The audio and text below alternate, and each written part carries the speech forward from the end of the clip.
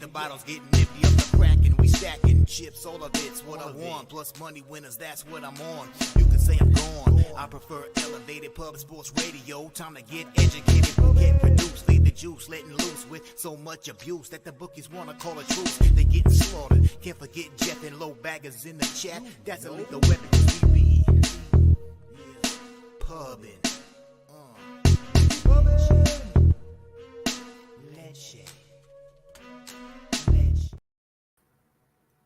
Oh, shit. Sorry. I was watching the wrong thing. Hi, everyone. Welcome to Pub Sports Radio. His name is Jimmy the Bag. My name is Peter Loshak. This is a Low Bag Show. Every Tuesday we do this. Today is Tuesday, June 13th, 2023. That's a nice intro song, Jimmy the Bag. I like that one. You could say I'm gone. I prefer elevated. You could say I'm square. I prefer recreational. How about that? How about that? Jimmy the Bag. We're having a good time here in the sports betting in the dog days of summer, right? MLB is going well, although I'll tell you, like every year, although this year it's been even worse, March, April, May, June. April, May are usually great for me, and then June is bad. This June's been terrible for me, Jimmy the Bag. Terrible. I mean, I'm still up on the year, but I had like one awesome day a few days ago. But overall, June has been bad. But I'm reducing my bet size, and I think I'm reducing the number of bets I make. I think on today's card there's a few bets that I'm liking. Of course, we'll have the comments section. Jimmy the Bag. We also have Game 5 right in the NHL playoffs, and just in the Stanley Cup Finals. Just very quickly, I assume you love Vegas again, right? Yeah, I had to bet him immediately. Even when I was betting it right after the game, it moved 5 cents before I got it in. But I beat this line badly. I can't wait to talk about the spot. I'm 6-2, plus 4.61 units in the Stanley Cup Finals, and if Vegas wins tonight by more than a goal. I will end the season in the black. Now, that's not, the goal. Right. I expect to do better than that, but at least if they win, because I'll cash the game 1 in the series, a plus 145. I'll cash the series, and then I'll cash the -1 tonight. And we'll talk all about that. But you had a wild last Tuesday, 6 pushes. Yeah, whatever. I was down a bunch of units, right? Like 3 units last week, yeah, right? Three, but 6 pushes on 16 bets is a wild. But you're still doing great overall in the year. I mean, that's how baseball goes. You win and lose a lot of bets by especially if you're taking 3-inning lines and 5-inning totals and stuff like that. You're going to have a lot of pushes and a lot of wins and losses by a run. Yeah, it was wild. Checking your action. And have you seen the comeuppance of young Jose Bloody Tits Bouquet? Have you seen his rise from the ashes? Now, I've kind of been involved with other things in life, Jimmy the Bag, but I'd love to hear about it now if you could fill me in. He was down, over 30 units on the year. Now he is down. Jose, what are you now? You're very, very close to the black. 3 units. That's a huge. He's having a monster month.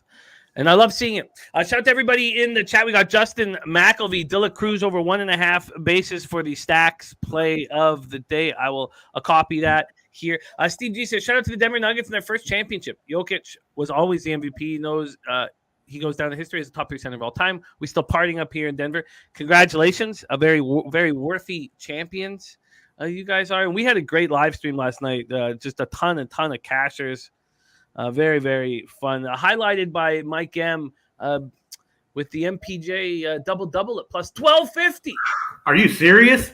Man, I'm not just saying this because I'm part of Pub Sports Radio or whatever. I leave a lot of money on the table by not paying more attention to you guys. You know what I'm saying, Jimmy the Bag? Well, he is just an absolute monster. No, and you, you were killing these finals. I know when you're on, and I know when to not necessarily hugely tail you blindly, but the Vegas bets, I should have been tailing them from day one. And NFL preseason, I'm going to be tailing them from day one, Jimmy the Bag. So if I forget, please send me a text and remind me, okay? I'm really excited about studying hard on the NFL preseason. This is new for me. Last year was eye-opening, the amount of money that can be won, because I'm not betting $10,000. I don't get limited on commission. It's right in my wheelhouse. I love it. Dan Kelly says, just check the weather forecast for the 24th, 25th. Looking very good in his lake house. Yes, no, I'm going to go up there. In fact, I'm going to try to go up there multiple weekends. That weekend is I'm not sure because it is actually my birthday weekend that weekend. Ooh. So yeah, so I'm not sure about that. And normally that means I have nothing to do, but this year I do happen to have something to do. So we'll see. But I'm definitely I'm super excited. I can't tell you how excited I am for hanging out with Dan Kelly up on that lake. Do you know it's the cleanest lake in like all of the United States or something like that? I was reading about it. Dan Kelly's lake house is on the cleanest lake. And 2023, it's fucking hard to find clean water anywhere. Yeah. It's hard to find clean water. And apparently Lake Skaneateles is the cleanest lake like in the Northeast or in the entire country, something like that. It's beautiful. Wow. That sounds glorious. You should come down, Jimmy the Bag. I'm trying to. I'm working on it. I want to. And I want to get over to Saratoga as well. Fly White Mike says, solid day yesterday. And Jose with the giant comeback. Love it. Spreadsheet play of the day is in. It is the Minnesota Twins. The Minnesota Twins. Clint started the Die Hard MMA podcast in the house, and the podcast is up right now on our homepage at Pub Sports Radio. There's Series Business. There's Mike M. Speak of him, and he appears. What a monster he is. He also, he gave out Rockies plus 1.5 and the under 8.5 parlayed together. That was a +2. So he's just he's money in the bank. Rocco Rogers in the house says, I love those small slate Mondays. We keep dominating. Says beautiful play day winner Royals first 5. There's Wine Time Sports coming off a 3-0 day plus 4.2 units.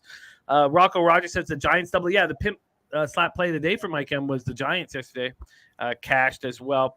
The levels play of the day from Tone Miggins. Michael A. Taylor over a hit at -152. And a home run at plus 900. And then Correa over 1.5 bases, 1 unit, and a home run at plus 560 for Tone Miggins. Let me make sure I got that copied and pasted. Tone Miggins in the house. Dan Kelly says, a good thing I tuned in. I would have never recognized Pete when he gets up. There's Newkirker freshly back from Las Vegas. Dan Kelly says, great call in the game last night. I could have been more rewarded for it, but first quarter, first half, full game. Also cashed the race to 20 with the Heat, Pete, at plus 165.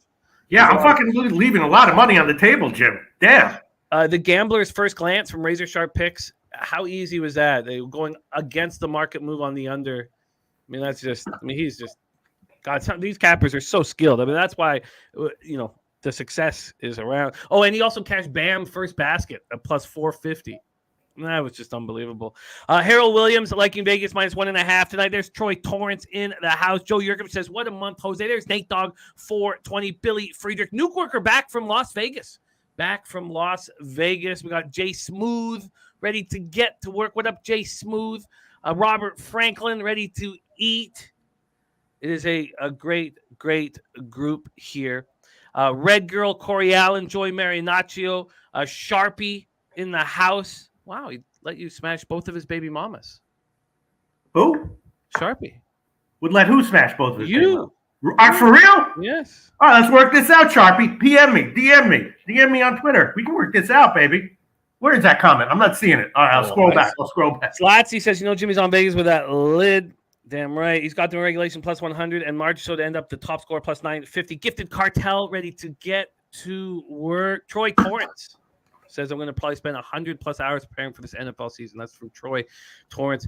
Troy Torrance, All-American wide receiver in his college days, Pete. And now we have him capping with us. Also signed by the Bears. This is exciting to have him rolling with us here. I'm gonna try to get again. I'm just teasing this, Jimmy the Bag. I have an NFL ringer that I'm gonna try to. I haven't asked him yet, and I haven't even indicated that I'm thinking about asking. But I'm gonna try to get some kind of input from this guy, a real deal ringer, NFL guy, for a preview, season preview.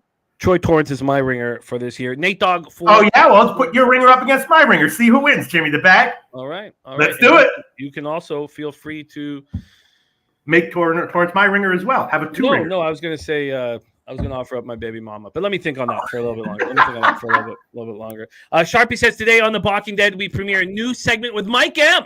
I'm going to tune into that. I'm going to try. Ribeyes with Mike as he blesses the world with his RBI play of the day. Best MLB prop show on God's green earth. Ribeyes. I like Ribeyes. Ribeyes is a great call. I love it. I love what you guys. That's a great name because we were trying to figure out a name for that. That's a great name. Harold Williams cashing with Heat. First quarter plus 3.5. Joker over 12.5 rebounds. MPJ over 10.5 points. Time to get to work. Yes. Time to get to work. Shout out to all you guys. If we missed you, I apologize. Mr. Heat, Archie 20, Rocco Rogers, Danny Lopez, Lucas Ryan, Jay's Final Take, Chocolatey Waterfall hanging out with Von Polo at the casino. I love that. I love you guys hanging out. I love that so much. Subhuman Gaucho, time to get to work, my friend. Dan Kelly says he has my wife and I have combined 11 siblings, 15, so it gets booked up. I thought Dan Kelly was like me. No friends, no family, no nothing. And so, yeah. Oh, I hear you, Dan Kelly. All right. I'll be in touch. I love it. I love it. All right. Let's get to work here. Let's get to work. The NHL is where we start, Pete. 8 p.m. Eastern, Stanley Cup Finals, Game 5. Vegas leading the series 3-1. Bobrovsky's been good in the playoffs, 12-5, 2.50 ERA, 9.24 save percentage, 1 shutout. Aiden Hill's being spectacular, 10-4, 2.11 goals against average, 9.34 save percentage, 2 shutouts. Shocking how good he's been. Panthers, 21.4% power play. Knights 22.2% power play. Panthers 70% penalty killing. Knights 71.2% penalty killing. There's a little difference in the special teams. The Knights are doing better at faceoffs, but the Panthers did win 36 of the 67 faceoffs last game. Barkov is out on the ice for every single important faceoff, and it's exhausting him. There were, for me, 2 plays that have defined this series. The first was Matthew Tkachuk destroying Jack Eichel, coming off the neck surgery. They showed George McPhee in the crowd, and he said, I forget what he said. I said, oh, fuck, or for fuck's sake. I forget what he said, but he was very nervous. And there was Jack Eichel to start the third period right there on the ice, got an assist on the 5th goal, signaling to his teammates. And he'd already done that. We recognized it when he was out on the ice, but obviously he did that in the dressing room, signaling to his teammates that we can't be stopped. We can't be broken. And then Keegan Colasar now taking out Matthew Tkachuk 5 minutes into the game. Tkachuk has a shoulder injury. Tkachuk is a spectacular hockey player, but he's hurting right now. And he's not the only one. So those are the 2 hits that have defined the series for me. The press conference after Game 4 gave me goosebumps. Chandler Stevenson and Mark Stone. I've never seen 2 men more serious in my life. They were so serious. It was the most serious press conference I've ever seen. They talked about Chandler Stevenson's brother, who is a very skilled hockey player, who had to retire from the sport very early because of concussions, and how his brother is living through Chandler in the series. And it was as serious as a press conference as I've ever seen. Now we come into Game 5. The Golden Knights are a game away from hoisting the Stanley Cup. And they've been in a situation in the Stanley Cup Finals, 6 of their key players, and they've lost it. And now you have Eichel, who had a neck surgery where the Sabres wouldn't let him do it because no one had ever come back from it. No one had ever been able to have the surgery and play again. And not only is he going to play, but he's about to win the Stanley Cup. It's pretty special. It's pretty special what's going on in Vegas right now. Let's go over the issues with the Panthers because it's a plethora of issues. Tkachuk assumed shoulder injury. He was limited to 4 shifts in the third period. He sat out for 10 minutes and 41 seconds at one point. He's tied for the playoff lead with point lead with Jonathan Marchessault and Rupi Hintz at 24 points. Brandon Montour got hurt in Game 3. Radko Gudas got hurt in Game 2. Both missed stretches of play. Both are not 100%. Lou Osterainen has not played since blocking a shot in Game 4 of the Eastern Conference Finals. He's not skated with the Panthers since before Game 1 of the Cup Final. Anthony Duclair practiced Monday. He said he's going to play. He missed the first 8 minutes and 14 seconds of the third period of Game 4 with an undisclosed ailment. That's a lot. You want me to count Vegas injuries? Well, there, I just counted them. Oh, sorry. I wasn't there for that joke, Jimmy the Bad Guy, and you needed a response. I'm just adding up all the plays I'm going to bet officially for this one. Go ahead. That's all good. Sorry. And Grigory Denisenko has come up to help out this Panthers team. 3 assists in 18 regular season games. Yet to play an NHL playoff game. Yeah, I don't know if Tkachuk starts today. No, there's no the 10-minute misconducts don't carry over Nate Dogg. And Vegas is sort of fortunate that Pietrangelo is not going to face any trouble for fighting once out of the penalty box. The key was he didn't get a penalty, so they're able to skirt that. But say goodbye to the Stanley Cup Finals because they end tonight, Pete. Mm-hmm. All right, so I've not been tailing you all Stanley Cup Finals. I should have been, but I did already bet this one. I didn't need to listen to you. I didn't need to hear what your opinion was. I already knew what it was. And if for some crazy reason it wasn't, I would have just hedged out of it. But I already bet Vegas -1. And I think I had a winning season in NHL and especially in this show. Is there any reason not to stack up a few bets here just for the hell of it? Vegas first period at -143, Vegas first period goal, yes, at -190 or so, and maybe even Florida team total under 2.5 at -106. Why would you not like any of those? I kind of like the team total under, and I kind of like Vegas. I like both the team total under, and I like Vegas's team total over.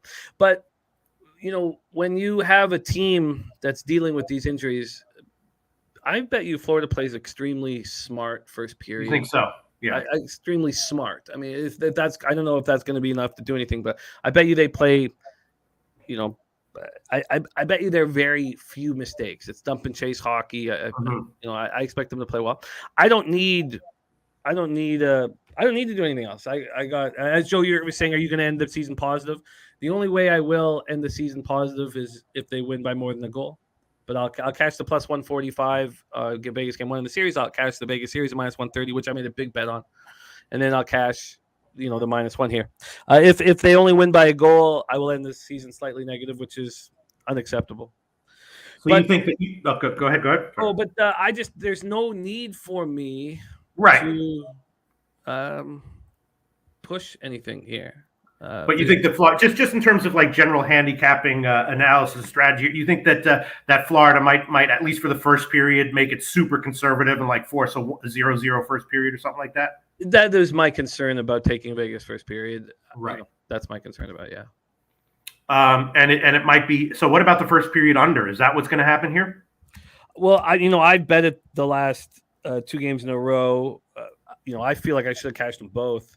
I cashed just the last one, and I was even fortunate, I guess, to cash one because 1 goal was scored a minute into the first period. But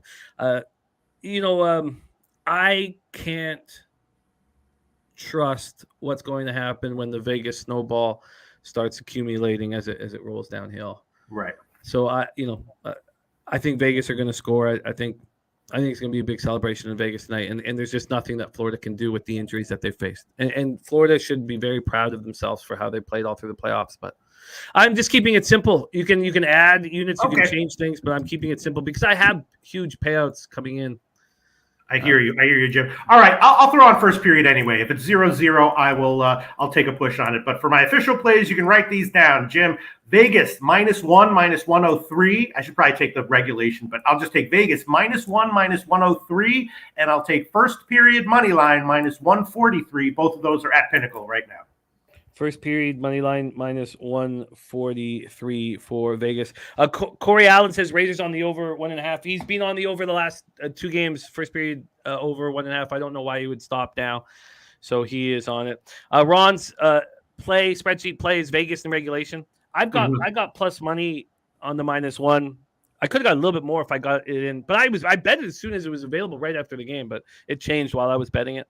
Arthur Mead Jr. looking at Florida team total under. Newcorker says Vegas outscored Florida something like 12-4 in the first 2 home games. It's easy tonight. I don't think it'll be easy at first. I think because Florida does have in their mind like, hey, we came back 3-1 against Boston. Let's try to do it again, at least for 10 minutes, right? That was a healthy Florida Panthers team. Right, but I'm just saying, like, with their team spirit, they're like, let's fucking do it and, keep the scoring at 0 for however long as we can, right? Yeah, they're going to come out flying. And there it is. Yes, Razor Sharp picks. Gambler's first glance is the over 1.5 in the first period right there from our Razor Sharp picks. There's our guy TJ in the house, Arthur Me Jr. and TJ. Thank you guys so much for the donos. TJ says the gift moves to 16-6, and we have another one today. And he gave us the gift on Friday, the Pittsburgh Pirates, and they absolutely dominated that game. I only ended up on the first 5. I cut the full game for some reason. But all right, you can give me one more. Florida team total under 2.5 minus 105. If it loses, that's all right. Florida team total under 2.5 minus 105. I don't know how. Honestly, I don't know how that would lose. That I even find that more appealing. Like I guess when it comes down to it, let me just take a look at the team totals. I probably should have done this already. Just keeping everything so clean is my goal, and I think I'll probably stick to this need for cleanliness here. But let me just look at the team totals and take a look and see if I should move on them here. The team total here, I wonder if it's worth it. So my Panthers under 2.5 would be a little bit more expensive. And then I couldn't take the Knights over 3. I would have to take it over 3.5. I like your Panthers team total under very much. But okay, I'm just doing. I mean, I do think they're all probably very good bets, but last game of the season probably. So let's throw on 3 official bets from each, Jim. Vegas -1 and -103. First period money line -143, and the Panthers team total under 2.5 and -105 for Pistol Pete Loshak. Ron Crawford spreadsheet play today. Vegas -105 in regulation. I got +108. I believe I'd have to double check. I think I got -1 at +108. I believe. Well, I know it was -155 and +165 because I missed the -150 +170. It changed while I was betting it. And then of course I have the game 1 and series. And this reminds me so much of the Penguins Predators series. And it also reminds me of the Ducks Senators series. And I guess that's going back to like 2005 or something like that. But those 2 series I felt were so easy. And I felt that this series was the same. But it did take me a little while to get to Vegas. I mean, I got there before the series started, but it took me a little while to kind of connect the dots here, and it didn't in those 2 series. I was absolutely certain. I've never been more certain than when the Ducks beat the Senators. As my first $1,000 bet of my life, 18 years ago or whatever it was. And then I felt the same way with the Penguins over the Predators, and I feel the same way here with the Knights over the Panthers. So let's get that cash and be thankful. And I'm ready to talk MLB, Pistol Pete.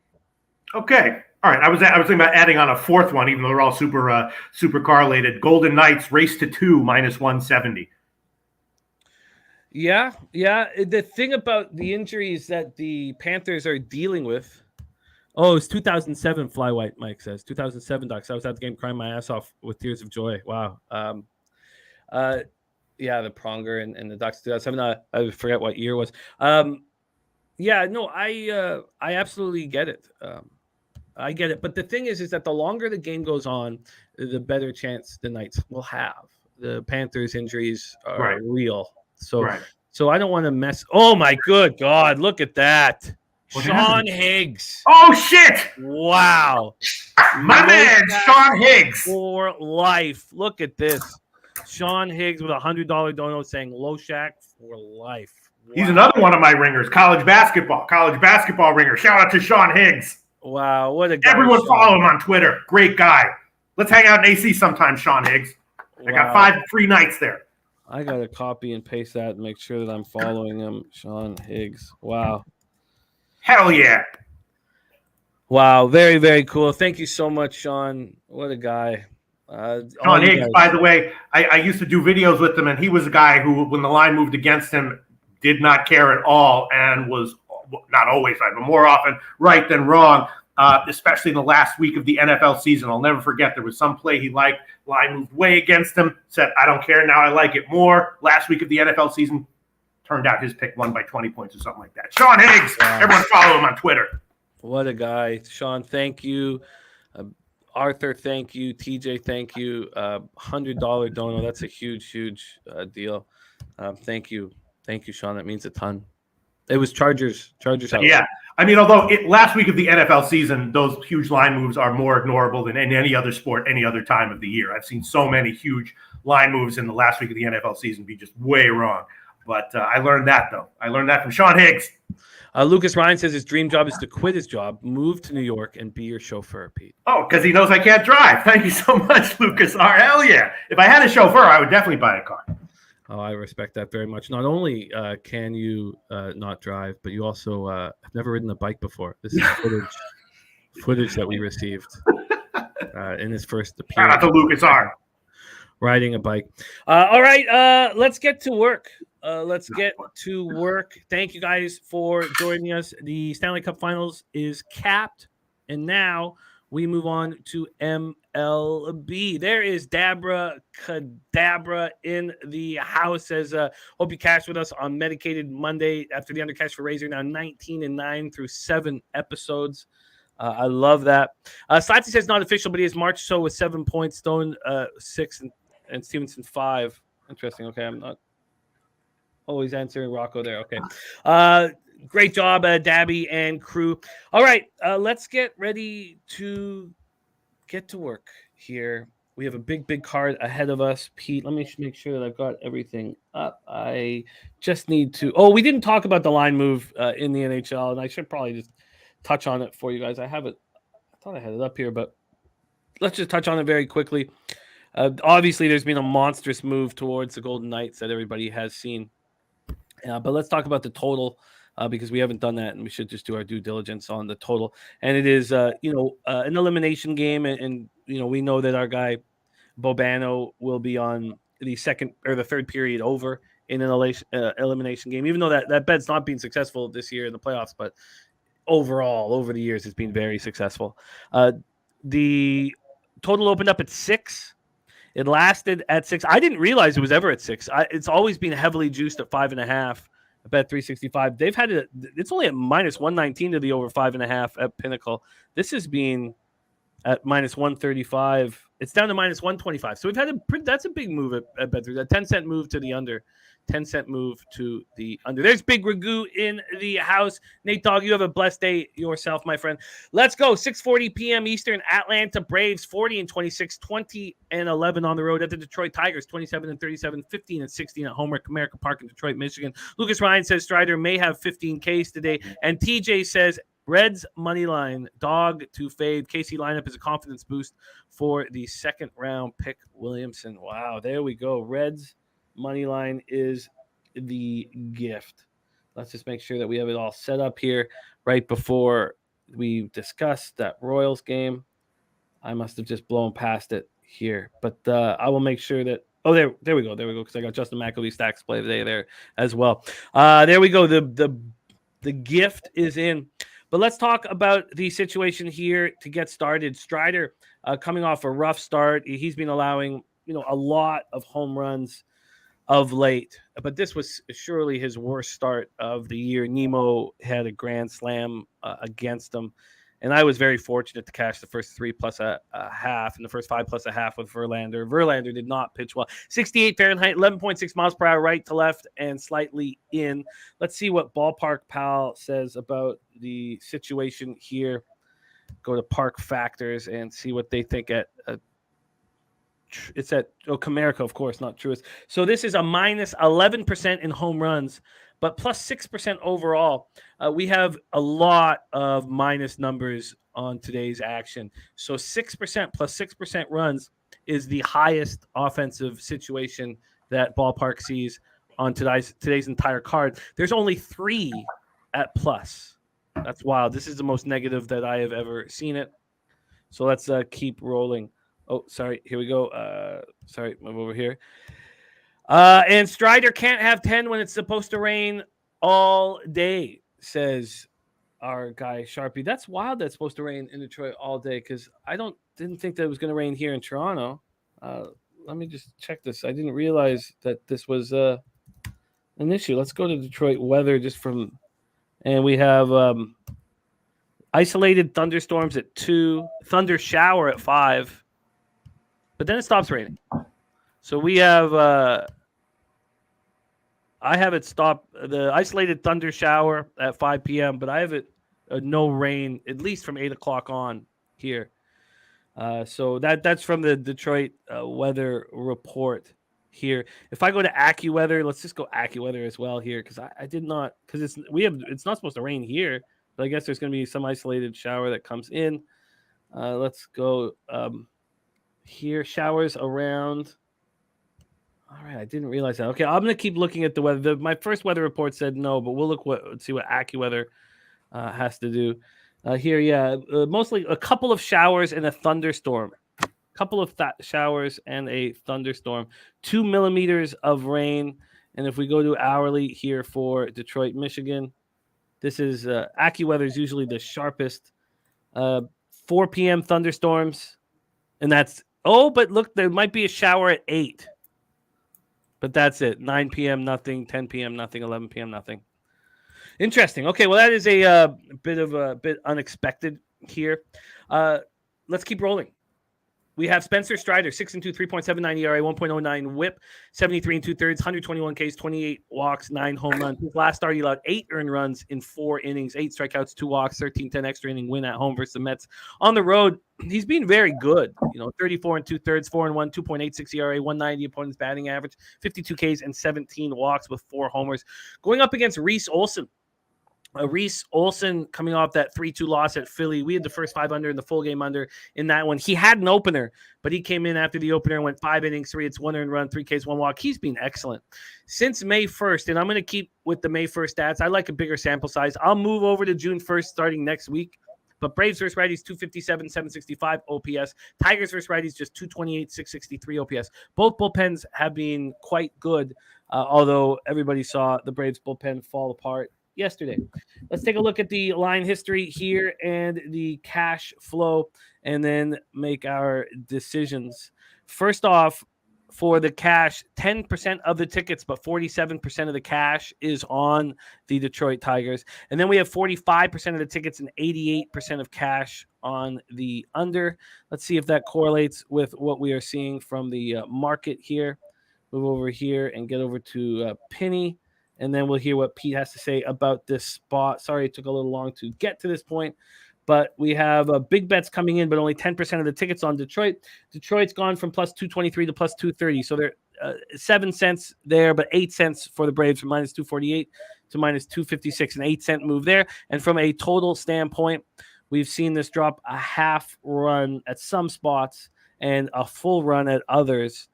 Here at Pinnacle, this opened up at 8.5 and is now at 8, but it did move to 7.5, Pete. It moved to 7.5 at 8:25 this morning, back to 8, then again to 7.5 at 8:36 this morning until it moved back to 8 at 10:03 a.m. Right now it's juiced minus 115 to the under. So a move to the under, a slight move to the Braves. Pete, take it away. Your thoughts on first game on the board.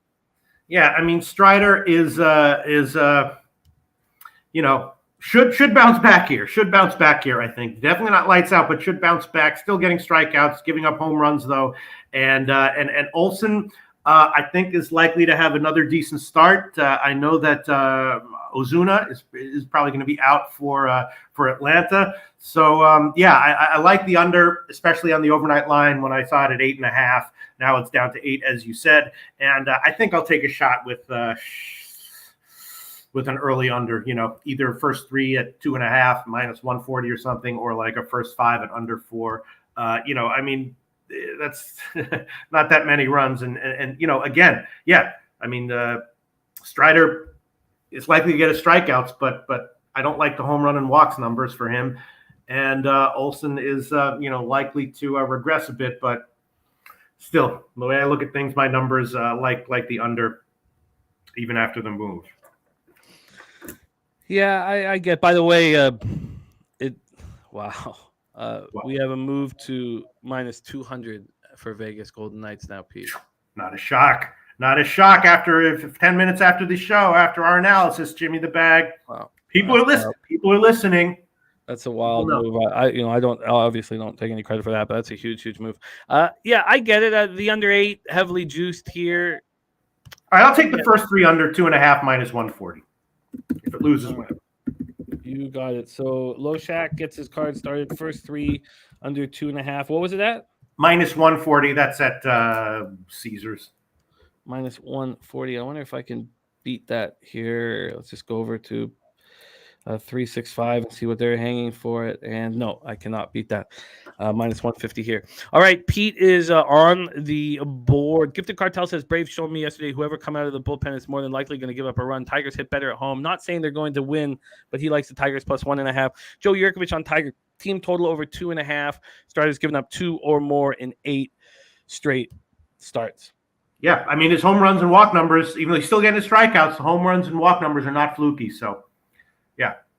Yeah, I get it, completely get it. But I'm going to stay off the spot. We have some, weather issues, and I expect Strider to bounce back. I'm not sure if Reese Olson is quite as good. If I had a free bet, I'd be right there with you. All right, let's move on here to the next spot on the board, a game I'm extremely interested in. Let's start with the line history. Toronto Blue Jays at the Baltimore Orioles here. Bassett versus Kramer. The Jays opening up at minus 126, down to minus 116. So a 10-cent move towards the Baltimore Orioles. They're 9 cents on that side, plus 116 to plus 107. This total opened up at 8.5. It was at 9 all morning. This total wasn't available at Pinnacle until 7:56 this morning, but it's back to 8.5 now. So we have no movement on the total juice wise or anything, and we have a move towards these Baltimore Orioles. Let's see what the cash flow has to say about this spot here. Move over here and get it up. Here we go. The cash flow for this one. On the total, 30% of tickets, 68% of the cash on the under, but we don't see any movement there. From a money line perspective, 53% of the tickets and 73% of the cash is on the Baltimore Orioles. When we get to the weather in Charm City, we have 80 Fahrenheit, 8.5 miles per hour out to center. Then it becomes out to left field at 6.5. It's plus 12% home run rate, but 0% run rate for this spot. Definitely, Troy. Yeah, I meant to hammer that as well with you as well. Chris Bassett has been spectacular. He had the phenomenal start against Verlander when we had him first 5 in full game. Then he went for the birth of his child, and I faded him coming back, and that was a mistake. He was excellent yet again. 8 innings, 4 hits, 2 earned runs, 1 homer, 5 Ks, no walks, and 3-2 win at home versus the Astros. That started in New York, was his first really spectacular road start of the year. 4-3, 4.43 ERA, 253 opponent's batting average when they're hitting like 131 against them in Toronto. Kramer, I don't know what to do with, Pete. I think he's very good, but he hasn't looked that way this year. 4.89 ERA, 1.44 whip, 12 home runs allowed in 70 innings. His last start, 5 innings, 9 hits, 6 earned runs, 2 homers, 5 Ks, no walks, and a 10-2 loss at the Brewers. At home, similar numbers to what he's doing all year. 4.91 ERA, 252 opponent's batting average. Blue Jays are hitting well right now. 273 average, 781 OPS versus righties since May 1st. Orioles 247, 730, and both bullpens have similar numbers since May 1st. Pretty good numbers. Orioles bullpen not showing the elite numbers that they had previously. Take it away for us, Pete. Blue Jays, Orioles. Yeah, I mean, I looked at this. It was in the 120s on the overnight line, and I liked Baltimore a lot. Borderline loved them on that one, and it's moved that huge the market move. Now it's down to 105 or whatever it is. Like it less. Still like Baltimore a bit. Any dog line I would like, but kind of annoyed. Same thing with the friggin' Arizona line. Kind of annoyed that if I give it now officially, I'll have to take that instead of the plus 125, which I was a little bit surprised by. I mean, Bassett's the real deal for sure. And, Bassett is a sinker baller. We talk about this all the time. High volatility with sinker ballers because when it's working, it can't be hit even if you know it's coming. And when it's off, it's a batting practice pitch. So, that's what Bassett's deal is. I would be leaning under as well. Kramer is a big wild card. I expect him to be better, later on in his career. Right now, he's pretty mediocre though. But as a dog, my numbers like Baltimore, and they still do a little bit. But yeah, it's headed down. Very frustrating. I like Baltimore though. Yeah, I get it. I don't want to fade Bassett. I think I learned my lesson there. He's just pitching phenomenally well. So much movement on his action right now. Yeah. I kind of think that the under is in play. But I like the under too. Yeah, and TJ says he has strong indicators on the under. Hit it at 9 and will again if it gets to 9 once more. And you could buy the 9 at Pinnacle for like minus 123 or so. What would it be? Yeah, 119. Yeah, that is tempting. That is tempting. TNT in the house. Arthur Meade Jr. on the other side. Gift the Cartel says Kramer beat Toronto at home. Toronto's going to beat them at home. He likes Toronto on the road more than home anyways right there. All right, let's roll on. No moves here, but I'm going to keep an eye on that under. Let's go to 7:05 p.m. Eastern. Colorado Rockies 28-40, 12-21 on the road at Boston Red Sox 33-34, 17-17 at home. Fenway Park in Boston, Massachusetts. The ringer we're bringing on here knows this team inside. Now he cashed the first 5 under and the full game under yesterday as part of his comeuppance. I was on the first 5 under too, under 5.5. It was an easy casher. Please welcome star of Say Hey Plays of the Day, on fire right now, Jose Sweet Tea Tits Bouquet. Jose, how are you? Good. I don't want to correct you immediately to start off the program. I wasn't on first 5 with you. I was on full game, but I did cash Rockies first 5 money line plus. Oh, yes. My bad. That was awesome. No worries. I was just doing some calculating here, and I've been just dominating Red Sox games. I've put my gigantic lips on the table for Red Sox games. My record for Red Sox games, I'm 9-1-1 on Red Sox games this month. My last 13 bets on the Red Sox, I'm 11-1-1 in Red Sox games. Wow. It's been remarkable. And you know what? I did my record just on Red Sox games. I started off the season like 0-8 betting the Red Sox.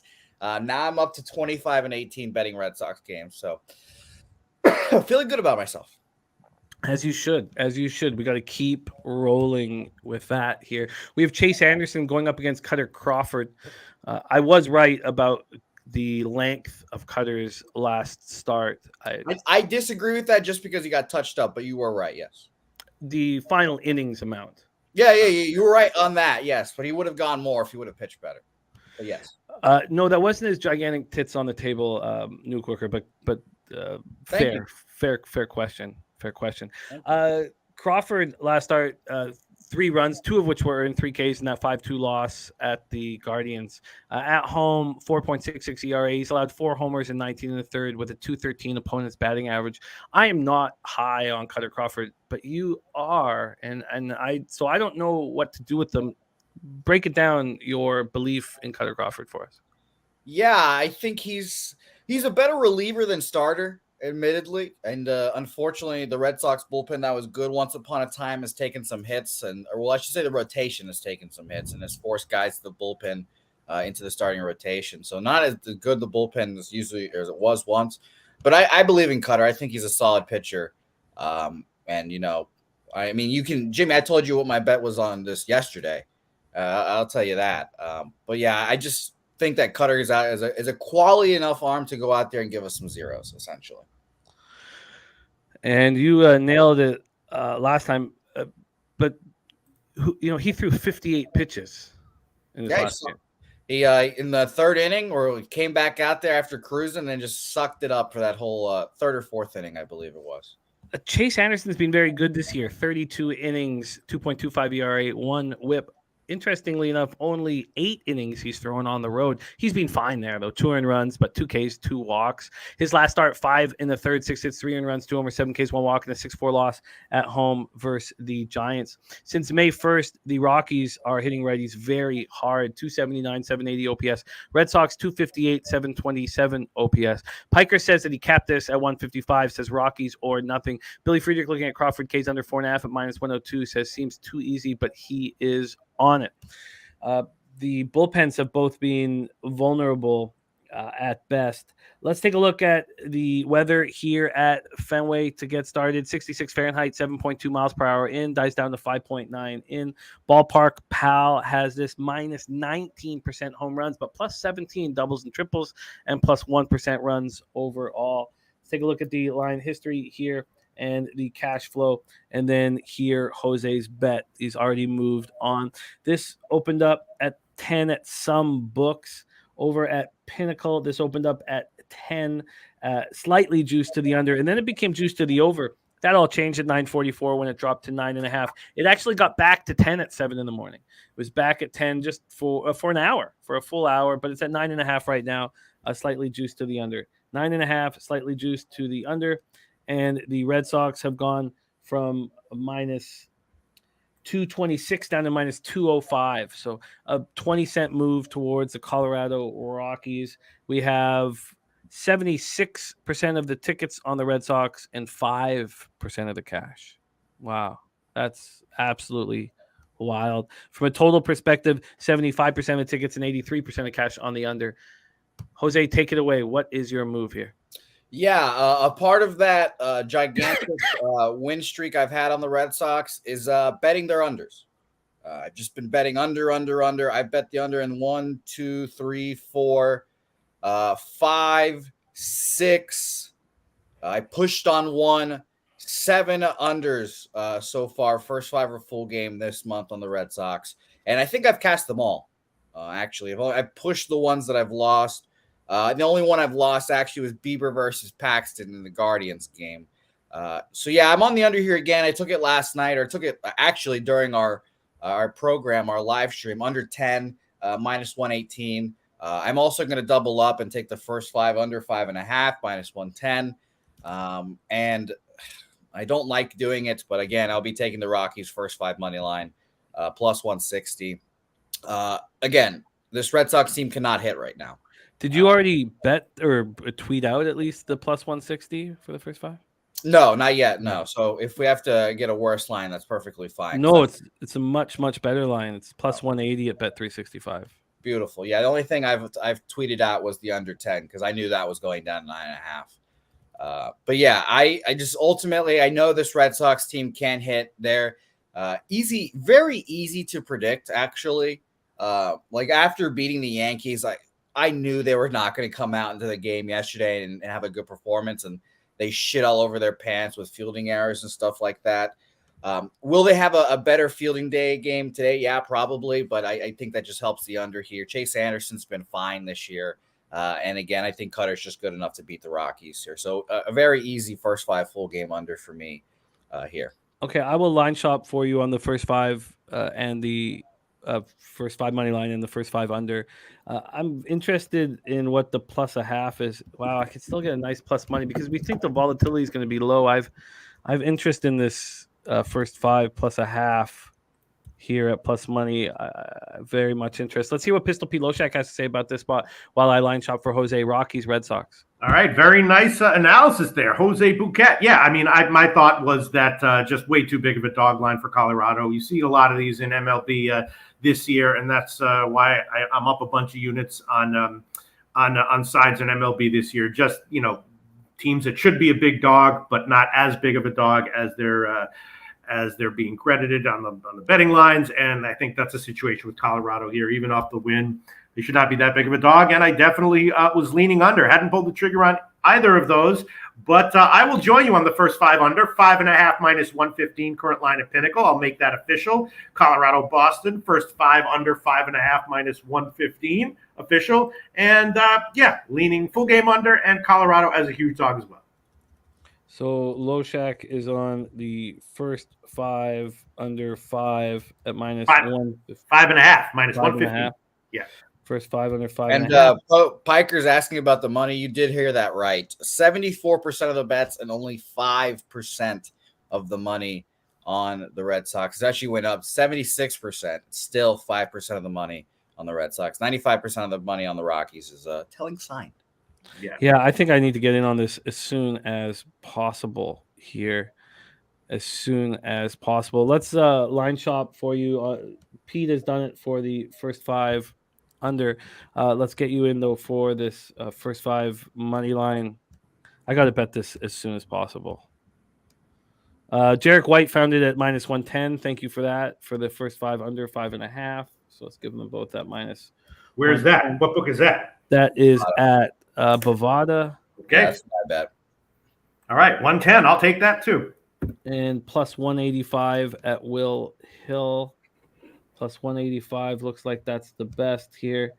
And you have Pinnacle up, Pete. Is Pinnacle does not beat that plus 185? No, 115 at Pinnacle. Oh wait, 185 for what line? First 5.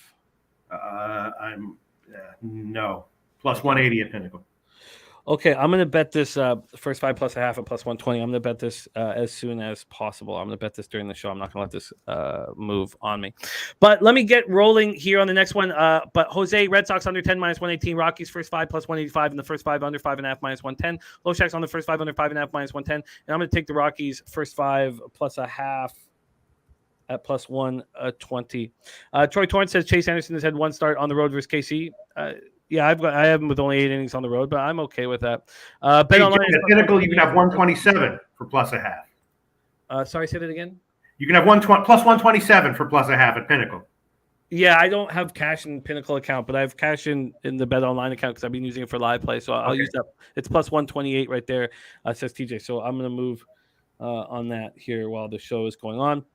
And again, like, my record could look better, but it's actually, what I bet, not what the best line is available. So it's whatever, but it's all good. All right. Great stuff from you guys. I like this spot. Jose, stay hot, my friend. Who is your guest on Say Hey Plays of the Day? Today's Tuesday. So I have Bobano joining me. Could be the day where we breach positive units. I would love that. That'd be nice.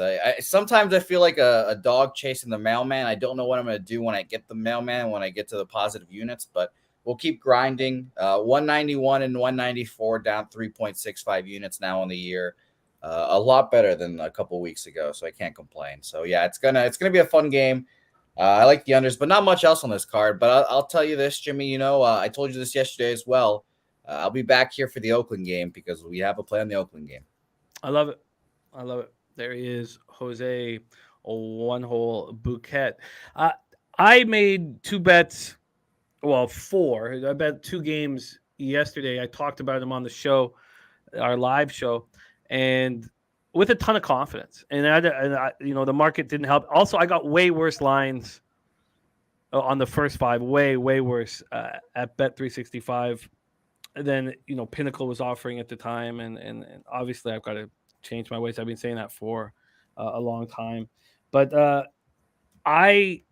there's 2 things going on here. Luis Severino's looked very bad in his last 2 starts, and that's all well and good.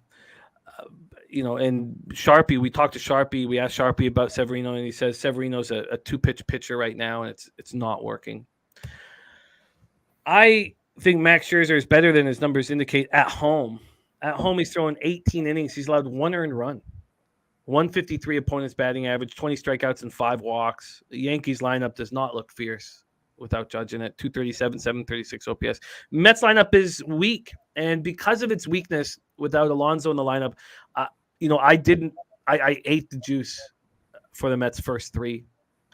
I took it at minus 150 with the Mets' first 3. I took the first 5 minus a half at minus 115. That was tough because it was actually plus money at Pinnacle, and that was very tough to deal with. But I did. Citi Field in Queens, New York. So I'm already on the Mets' first 3 and first 5 minus a half. Let's take a look at the weather first to get started here at Citi Field. We have 76 Fahrenheit, 12.6 miles per hour left to right, but out to right field, but dies down to 7.9. Let's go over to the Ballpark Pal and see what they think about Citi Field tonight. They think it's very good for the pitchers. Minus 8% home runs, minus 19% doubles and triples, minus 13% overall. Only one park is 1% less offensive here. So Severino's last start was absolutely atrocious. I watched it. It was very hard. It was the low point of my season. I was on Lance Lynn, and I was on the under. I thought Severino was going to bounce back, and he was absolutely atrocious. 5 innings, 6 hits, 4 earned runs, 3 homers, 6 Ks, 2 walks. And Scherzer did not look good in that 7-5 loss at Atlanta, but I talked already about his numbers at home, and I really do trust them.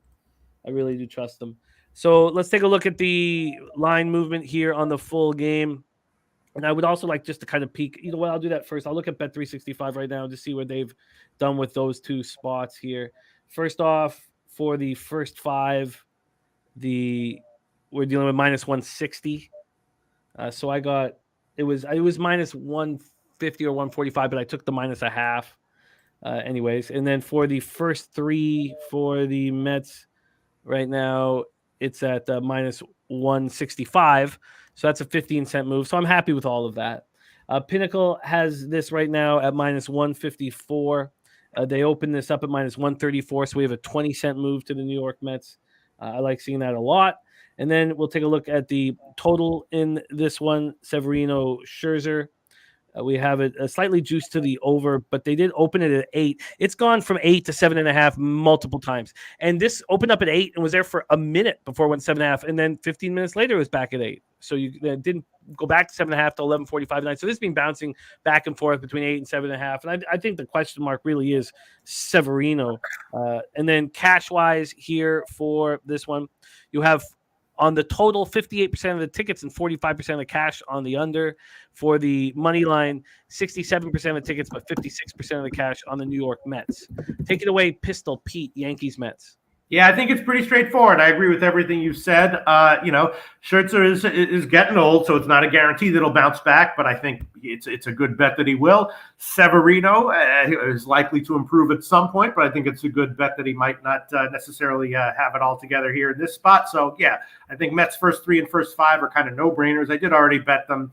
And it's a double up, but that's fine. I'll make it official. I'll take the Mets first 3 at minus 150. That's the current line at Caesars. First 3 minus 150, and the first 5 is 158 at Pinnacle. So I'll take that one as well. Minus 158 on the first 5 line. First 5 minus 158. First 3 minus 150, and I just bet the Rockies first 5 plus a half at plus 128. So I'll put it out on Twitter at some point.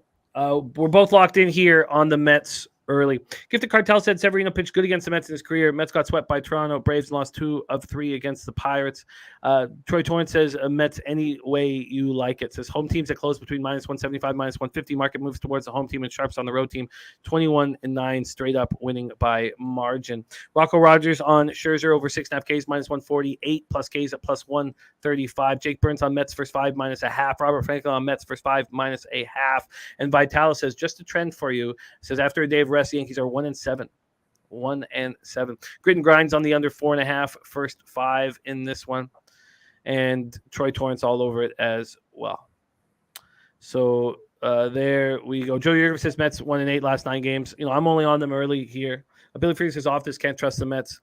And I don't care at all about what's happened yesterday or the day before or anything like that for me. I just, All right, let's roll on. And we have a big one here, a big one.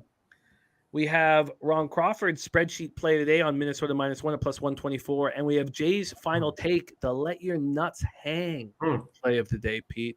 Is the Twins minus 108 for 2 units. Let's talk about the Brewers Twinkies here at Target Field in Minneapolis, Minnesota. Again, we'll start with the weather in Minnesota. 82 Fahrenheit, 8.8 miles per hour left to right, very slightly out, dies down to 6.5 miles per hour. Let's get to the total in this one.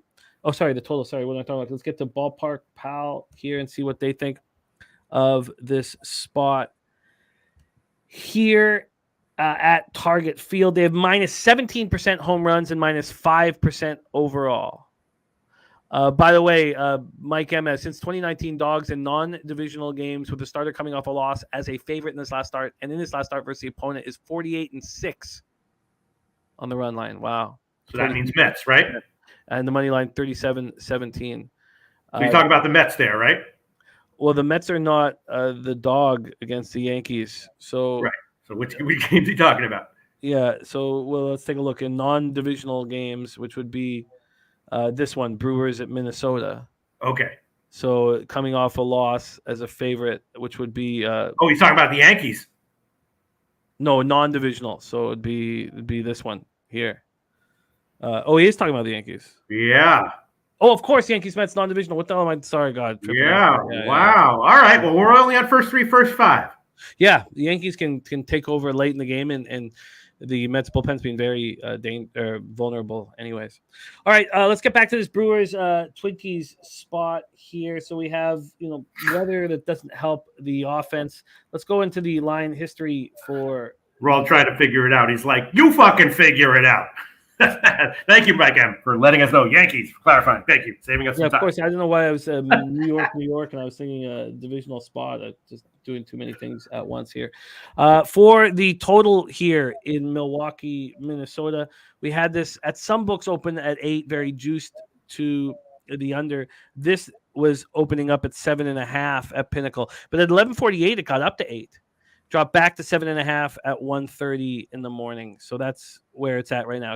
It's been a 9-cent move to the under, 9-cent move to the under, and for whatever reason, I don't have. How did I mess this up? I don't have the money line up, so I'll get the money line up. While I'm doing that, let's take a look at the cash flow for this spot. Twinkies Brewers, 47% of the tickets and 78% of the cash is on Lopez and Minnesota. From a total standpoint, 55% of tickets and 84% of cash is on the under. I asked our friend Sharpie about Corbin Burns. I just don't get really what's going on with Corbin, so I asked him about it, and he said that the issue is just that his velocity is down. So here we go on the market move. We have the Twins opening up at -111. Now they're -114. So we see sharp action on it, but a market move not really happening there. Andrew G says lean Twinkies, but no play. Billy Friedrich says could only bet Burns under 7.5 Ks, but it's too juiced. And Mike M is on Lopez under 7 strikeouts here. Gifted Cartel says Pablo is trash at home. Corbin coming off an excellent start at home. 10-2 win at home over the Orioles. He went 8 innings, allowed 9 Ks, no walks, 3.36 ERA, 1.08 whip. On the road, he's been good this year. 36 in the third, 2-3, 3.47 ERA, 183 opponent's batting average. And Pablo Lopez is coming off a really strong start at the Rays. 7 innings, 1 earned run. It was a solo shot, 6 Ks and 1 walk. But, who said that he's being trash at home? Gifted Cartel's absolutely right. At home, 35 in the third, 2-1, 6.11 ERA, 256 opponents batting average. Brewers versus righties since May 1st, awful. 221, 663. Twins not much better, 222, 700. Brewers bullpen's been really bad. Their whip isn't as bad as what the ERA indicates. 5.05 ERA since May 1st, but the Twins bullpen's been very good. Take it away for us here. Pistol Pete, Loshak, Brewers, Twinkies. Well, it's a tough one. I was leaning Milwaukee. I haven't bet it yet, but I was leaning Milwaukee. Don't like what everyone, Ron Crawford and others like in Minnesota that much. And I was leaning over, and I don't understand why the total is so low. So maybe I'll just hold off. But my leans were definitely Milwaukee and Minnesota when I looked at this. Yeah, I mean it's a buy low spot for Milwaukee maybe. Burns is no great shape. I have Burns and Lopez as like roughly a wash, but a small edge to Burns actually. And I don't quite understand the line, and I definitely don't quite understand the love for Minnesota from the people we respect. But I respect it, so I'm not going to question it. Yeah, this one is this one's kind of tricky. I don't feel nearly as confident as others do, and there's a ton of confidence here in the Twins. I'm not buying in too much to Lopez's struggles at home. He's been traded to the Twins. I want to see a bigger sample size. I certainly don't trust him here. I don't trust him here at home. I don't know. This one is tough. I think it's a stay away spot for me. So I'm gonna move. I'm gonna move on. TJ says, I think this is a spot Bucks dream of. Both starters coming off good outings. Both offenses bad of late. Sharp's on the under. He's just waiting to bet the over at a flat 7.5. I was definitely looking at it over. Wow. Okay. All right. So no action for me here, but spreadsheet play of the day is in. Ron Crawford is on Minnesota -1 at +124. Ron Crawford spreadsheet play of the day, 19 and 17, 52.8% plus 1.88 units, ROI plus 5.22%, average line -103. Shout out to our Ron Crawford.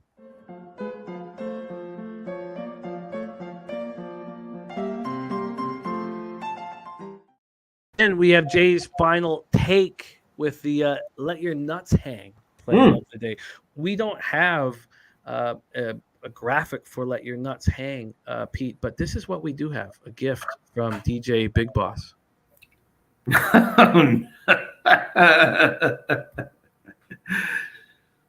is hot.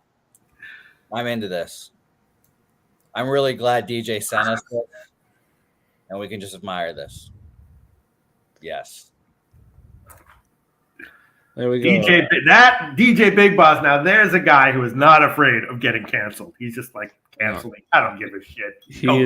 He's not afraid. Also, Jose, we can't play the second one that we have because there's music in the background.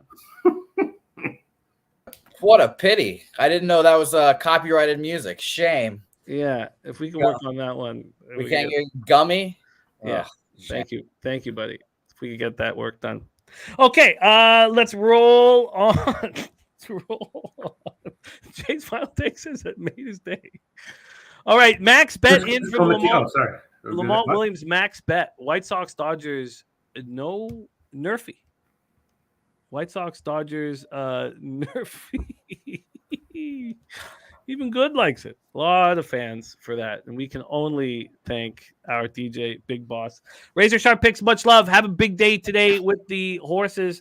All right, let's move on to our next spot on the board. And this is another double up spot for me, Pete. These were I've been saying this over and over again. And I expect to actually put a small bet. So I already have one bet. And I would just like to add a little bit at the number because it's plus 600 now for the Cardinals to win the division. San Francisco Giants and St. Louis Cardinals. I took a long look at their schedule, and it's not that easy, but I think the next 10 games are going to be strong for them. And then they have a bit of a tough go. We've talked about, the teams that we're betting futures on, and the date for the Blue Jays futures, if we want them. Remember, I've been saying since the beginning of the year is June 23rd. So we are 10 days away if we want Blue Jays futures for their having a real easy schedule here. Giants, Cardinals at Busch Stadium, St. Louis, Missouri. Alex Cobb is a pitcher that I've backed all the time. Lamont, I've copied and pasted it, my man. Thank you for sharing it with us, and we'll keep talking about it, and we'll talk about it when the game goes on. Alex Cobb's a pitcher that I backed a lot. I have the vividness bias of him being very good early in his career in the AL East with the Rays, and I like him, and he's been phenomenal at Oracle Park. There's no doubt that he's bet on at Oracle Park. Sharpie says it seems like a dead under, as my guy Noli would say. And Noli did put the skull and bones on this spot. The only thing is this total has been bet up. It's gone from 8.5 to 9. Yeah, look at that. Wow. Is Pinnacle hanging on 9 here? Yes. Oh, yeah. Yes. So this opened up at 8.5. It lasted at 8.5 until 8:30 this morning when it moved to 9. So we have a half-run move to the over in this spot. And I've been saying this loudly, that Flaherty is bet on. Mm-hmm. And I have been doing that. I've been reaping the rewards. I got nervous against the Gray Wolf and stayed off of that spot. And the market confused me in that one because that was going up and up. That opened up at 9, that total. Went to 9.5. Two guys who had barely allowed any runs the last few starts, and there was 0-0 after 5. This opened up with St. Louis at minus 105. They're now minus 107. St. Louis got up to minus 113 right around midnight of last night. And right now it's at minus 107. So, look, I'm on Flaherty first 3 and first 5. I really believe in him. Now, Alex Cobb struggled on the road. He's coming off a pretty good start in Colorado. 4 earned runs in 5 innings. I guess, 7 Ks, 1 walk. It's tough to pitch in Colorado. But on the road, 4.62 ERA, 3.01 opponent's batting average. He's just been different. Flaherty's coming off that excellent start against the Rangers. He's allowed 2 earned runs over his last 3 starts, over 18 in the 3rd innings. He has terrible numbers at home. It's not legitimate. I mean, only 25 innings he's throwing at home. I'm not afraid of the Giants' bats, 241, 719 OPS. Cards are hitting 246, 771 OPS versus righties since May 1st. The Giants' bullpen is being very good. So, I'm only first 3 and first 5. Let's take a look at the weather and then where the cash is, and then hear what Pete has to say about this double up spot for me. Minus 5% home runs, minus 9% runs. This 83 Fahrenheit, 11.6 miles per hour out, down to 8.3. Sharpie says over the last 2 starts, I've seen the velocity come back from Flaherty. Clifton Cartel, I think that sample size is too low. And look, we saw him just get lit up when he started this year. So I don't care. I think the fact that he's been so bad at home with this small sample size gives me a number that I shouldn't be getting. A Flaherty at home against the Giants, for me, he should be minus 140. So I just think this is a huge advantage here, and I just knew that I was going to move on this, and I waited for the line to come out, and I had to be patient, waiting. Here we go. On the total, 55% of tickets, 64% of cash on the over. Thinking one of these pitchers gets touched. And then 61% of tickets and 87% of cash on the San Francisco Giants. I would never make this bet. I would never make this bet with the where the cash flow is ever. But I just think that Flaherty is bet on, and that's what I'm doing. Take it away, Pete. Giants, Cardinals. Yeah, this is a tough one. I think, my initial thought was St. Louis for sure. And yeah, I agree with you that long term, his home struggles, I don't think that matters at all. I mean, he already had a good strong start recently. His control issues are a little bit. I'm generally high on Flaherty as well. I just I'm not so down on Cobb though, and I like the Giants as a team much more than St. Louis right now. So I think I'm going to pass. I don't disagree with the way you're looking. And I would. My first thought would have been under, but the line move is strongly to the over. So that's interesting. An interesting game. I'm going to pass. Yeah, I would never make this bet. This is one of those bets that I just feel like I have to make. I would never make it because of the bigger bets on the Giants. And wow, Mally Mal saying Cobb will get molested, predicting 7-3 St. Louis. I mean, that wouldn't be a shock. High volatility here for sure on with both pitchers, according to my volatility rating. TJ says you can label Flaherty as bet on, but I think it's a mistake to make the bet just because of that. You must consider the opposition. I don't think the Giants bats fear me at all. They have no power, and I think Cobb is vulnerable on the road with a 301 opponent's batting average.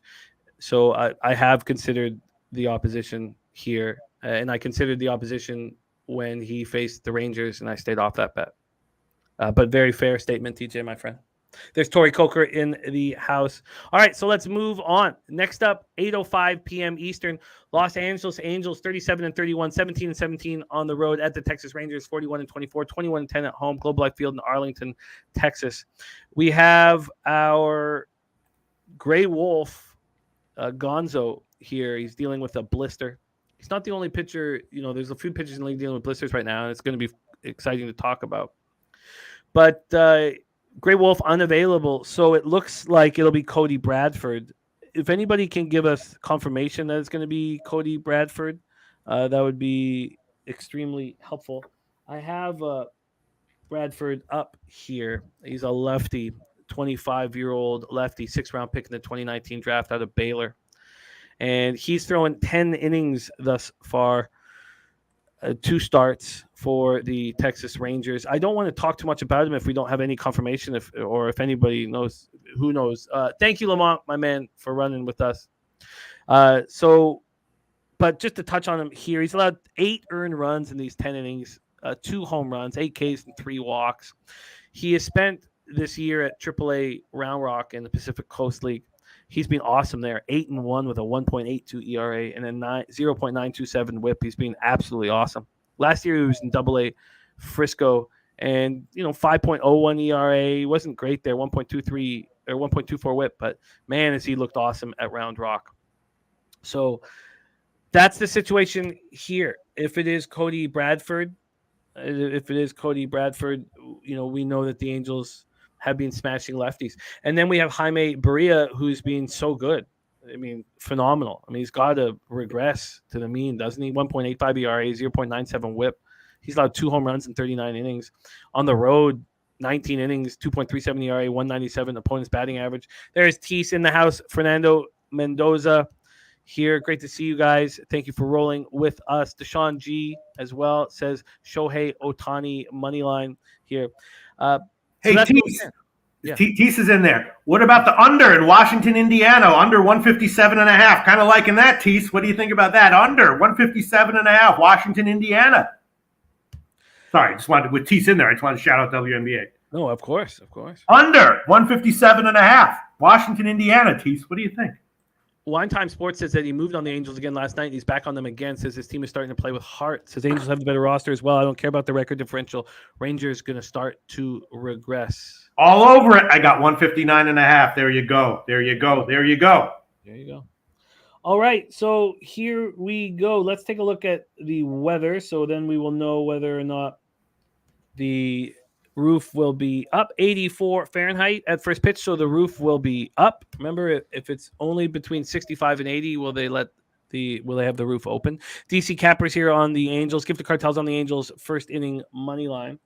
Then we will move over to the line history here, and then hear what Pete has to say about this spot. First off, on the money line here, I guess the market move isn't helpful because it'll show us what it was before the, when it was the Gray Wolf. So maybe let's not even look at the market move. We'll just look at what the line is now. Right now, at this moment, the Angels are plus 119. They were plus 137 when the expectation was that the Gray Wolf was going to be pitching. This total here, let's see what it is right now. This total is at 9.5. Some books have moved it to 9. That's interesting. So this opened up at under 9.5 minus 118, and now it's under 9.5 minus 115. So no movement, even though the starting pitchers are the way they are.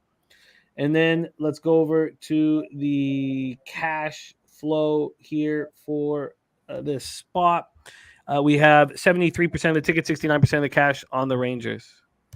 And from a total standpoint, we have 64% of tickets on the under and 58% of the cash. TJ says that last night was a perfect spot, talking about the importance of the market, says last night was a perfect spot to bet the Angels, and he did so solely on the market. Very good stuff. I love it, TJ. I love that you're cashing. You're just such a great capper, man. All right, take it away, Pistol Pete Loshak, Angels, Rangers. Okay, don't love that UPK Ayash says he was leaning over on that game. The last few matchups went over. That's not great to hear. Yeah, we'll see. We'll see. That's our guy, Robert Cherry. So yeah. You know him well. He's been with us. He changes his name every once in a while, but he's an old-time OG low bagger. All right. Well, maybe I'll give it a second thought then. All right. So, I mean, there's no line here, right? I didn't even look at this game. I mean, Burry has been great, but I have no opinion. All right. Right? Is there a line in this game? No, it is. It's off the board here. They say that it's available at some books, but it's off the board at 365. So I'm sure if it's off the board at Bet365, then BetOnline would likely not have it up. But let's just see if BetOnline has it up. Yeah, I got nothing at any of the big books I look at, so no opinion. Yeah, you're right. Okay. All right, let's move on. 8:05 p.m. Eastern. Next up for us, Pittsburgh Pirates at Chicago Cubs. We're at Wrigley Field in Chi-Town. Let's take a look at the weather at Wrigley. 62 Fahrenheit and light rain throughout this whole contest. Light rain here. Let's see if RotoWire expects it to be played. They do. RotoWire has 36% rain, so RotoWire does expect this to be played. Let's see what then Ballpark Pal has to say about the spot here. Ballpark Pal has Wrigley at plus 10% home runs, but minus 4% overall runs. Let's go over to the line history here for this spot. And we have this total opening up at 8.5 at most books, but it was juiced to the over. It was open at Pinnacle this morning at 7:53, over 8.5, juiced to the over. It is now at 9, juiced to the under. It's gone from 9, 8.5, 9, 8.5, bouncing all over the place. Let's take a look at the cash flow here for this spot. And at Wrigley, what do we have here? So we have it opening up with the Cubbies at minus 133. They're now minus 126. So we have a 7-cent move to the Pittsburgh Pirates. So we have a move to the Pirates and maybe a very, very slight move to the over. Go over to the cash flow in this spot, and they have we have a very slight move to the under and 73% of tickets, slight move to the over, and we have 73% tickets and 81% cash on that over. So that makes sense. From a cash flow standpoint, though, 67% of the tickets and 92% of the cash on the Pirates, and 7-cent move there. 7-cent move there. Luis Ortiz. So he is now starting after Contreras got completely lit up in the last start. Contreras allowed 7 earned runs, got 1 out, and in came Luis Ortiz. He went 5 innings, 10 hits, 2 earned runs, 1 homer, 1 K, 2 walks in that 9-5 loss at home to the A's. He's a 4.23 ERA, 1.81 whip on the season, 16 Ks and 15 walks. Doesn't look good. Jamison Tyon also doesn't look good. Coming off a 6-2 loss at the Angels, he went 5 1/3, 5 hits, 4 earned runs, 2 homers, 5 Ks, and 4 walks. At home, he has started 4 games, and he has gone 16 1/3. He's allowed 24 hits, 15 earned runs in those 16 1/3, 333 opponent's batting average, 19 Ks, 5 walks. He just looks bad. Pirates versus righties, 230, 676 OPS. Cubs versus righties, 209, 637 OPS. Neither team's hitting righties. I wonder if Tyon is going to step it up against, the team that drafted him. Pirates bullpen 4.33 ERA, 1.39 whip. Cubs bullpen 5.29 ERA, 1.55 whip. They've been very bad. This is an interesting one, Pete. Take it away, Pirates, Cubbies. I was liking the Pirates. The line has gotten bet down a little bit since I liked it, but I think I would still like it where it is right now. Both these teams are bad. You said it. I do like the Pirates, and if not an over, maybe one of those, an early over, or both teams to score 2 or both teams score 3, something like that. Definitely liking Pirates as a dog. Definitely, liking both pitchers to be not so great, even though both offenses are questionable as well. And that's what I like here. Pittsburgh probably would take a -1 if I had to give an official play, which I might. So is Tyon just a complete fade as we move forward? I don't know if I would say I would keep an eye on him, because he definitely has a history of this. He's sort of Kikuchi-esque, history of like stinking it up and then making adjustments and being better for a small run of games. So he's not quite an auto fade, but definitely a guy who I am in most situations looking to bet against, whether if he's facing a good team or if he's a favorite. I think there's a ton of volatility in this spot. I'm not. All right, I'll take the Pinnacle line here, -1 at +151. I'll take that one. Pirates -1 +151. Current line at Pinnacle. You got it locked in. Jay's final take says last 5 games of game 1 in the series, Pirates have gone over 4 of them and pushed once. Okay. Let's move on. I'm going to stay off that spot. 8:10 p.m. Eastern is next up, and we have come to the gift. That is the Reds money line here. It says dogs to favorite. Let's take a look at the situation. Cincinnati Reds at Kansas City Royals. You guys know that I have a sick need to bet on the pitchers that are considered the worst in the league. And I have a sick need to bet on Lyles, and it's just disgusting. It's like, I don't know why I have it, but I have it. I have the same deal with Corbin, and we're going to talk about him here shortly. But the gift is the Reds. It's 80 Fahrenheit in KC, 7.6 miles per hour out to right field, dies down to 4.4. Let's get over to the ballpark, pal, and see how they see this spot here at Kauffman. Minus 20% homers, but just 0% runs overall. 0% runs overall. Let's take a look at the line history here. We've heard dog to fave already, so let's see it with our own eyes in this spot. We have Lyles and the Royals opening up at minus 117. They're now minus 104. So 13-cent move there. Let's see what the total has to say with the market moves here. This total here has opened up at 9.5 and is still at 9.5. Very little movement. It looks like we've had a 6 cents of movement to the over. 6-cent move to the over. And then let's take a look at the cash flow here and then decide what to do. 90% of the tickets and 94% of the cash on the Kansas City Royals. And then you have 81% of tickets and 84% of cash on did I say Royals? My God, my bad. On the Reds. So, sorry, let's do this again. We have 81% of tickets, 84% of cash on the Reds, and we have 90% tickets, 94% of cash on the Reds. doing this. Sorry. What's wrong with me? 90% of tickets, 94% of cash on the Reds, and 81% of tickets, 84% cash on the over. Jesus. Okay, there we go.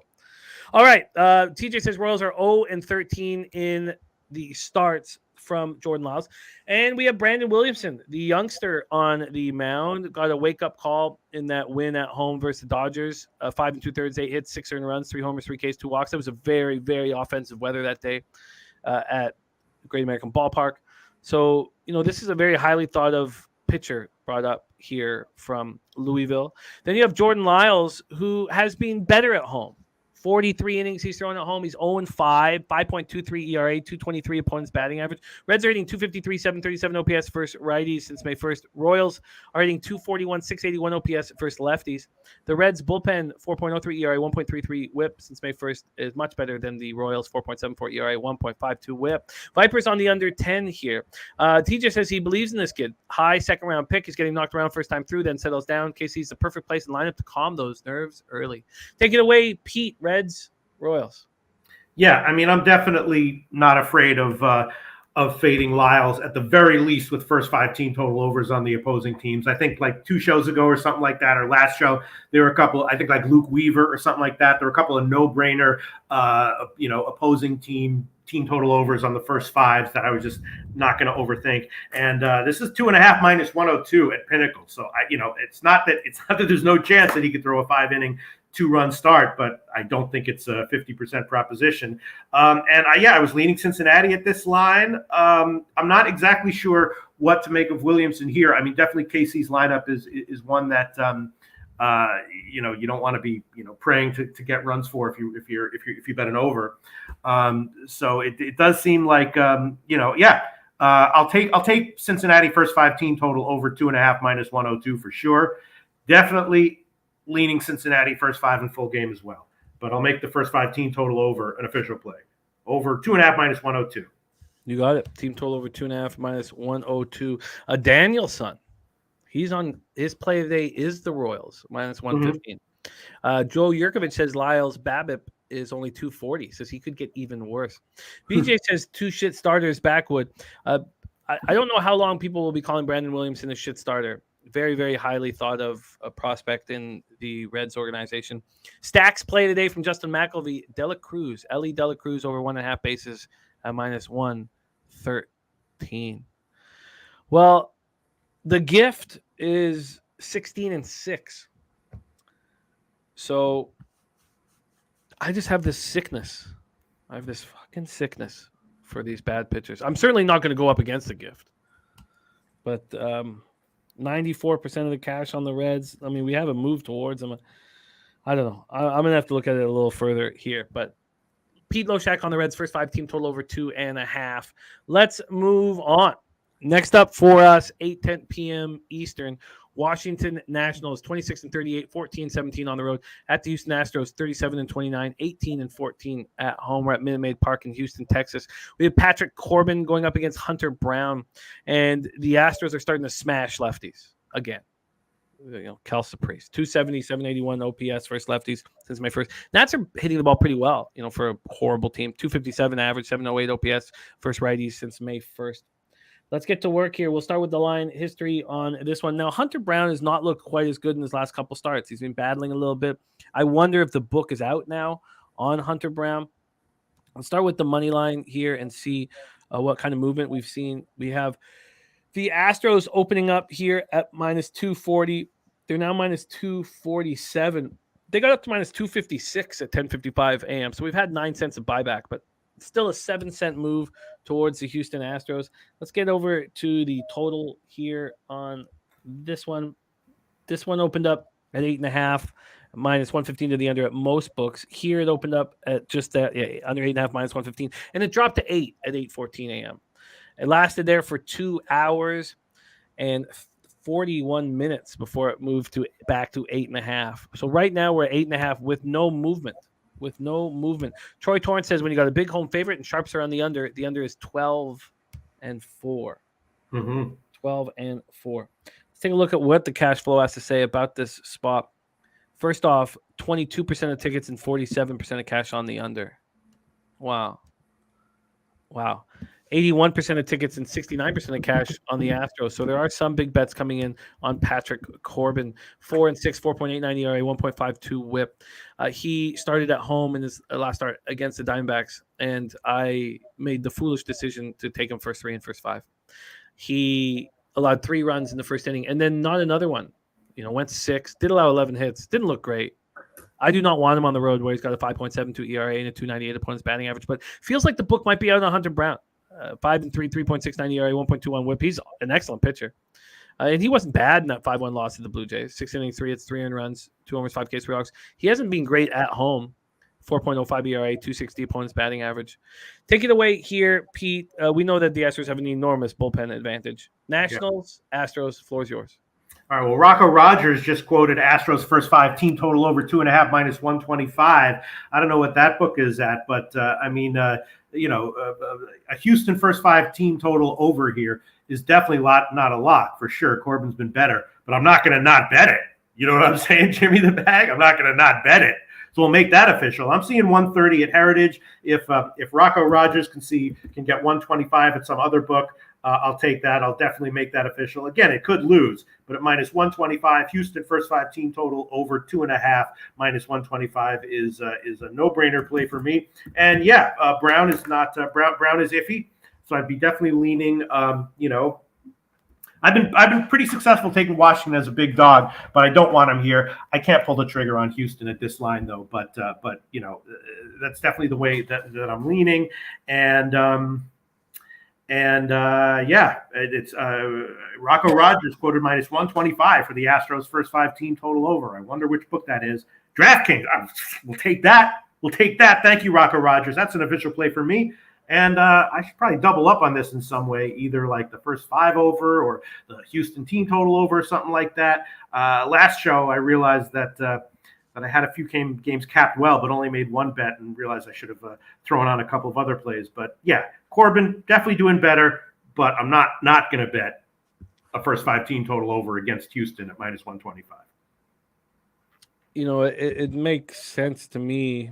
You also did this last Friday and had a very easy casher on a Tuesday. It was Dodgers. Yeah. I mean, you can make an argument why it's not as huge of a play as in previous Corbin starts for sure. But that doesn't mean I'm not going to not bet it. That doesn't mean I'm not going to bet it. You know what I'm saying, Jim? Oh, I certainly do. I mean, it's minus 140 at Bet Online. I wonder what it is at Pinnacle. Let's just go over to Pinnacle here. 134. Sorry. All right, I'm gonna have to take a closer look at this spot here.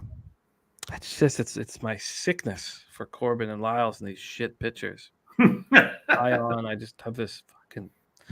Okay, Pete is on the Astros first 5 team total over 2.5 at minus 125. Justin McAfee just added the first 5 over 4.5 in this Astros game.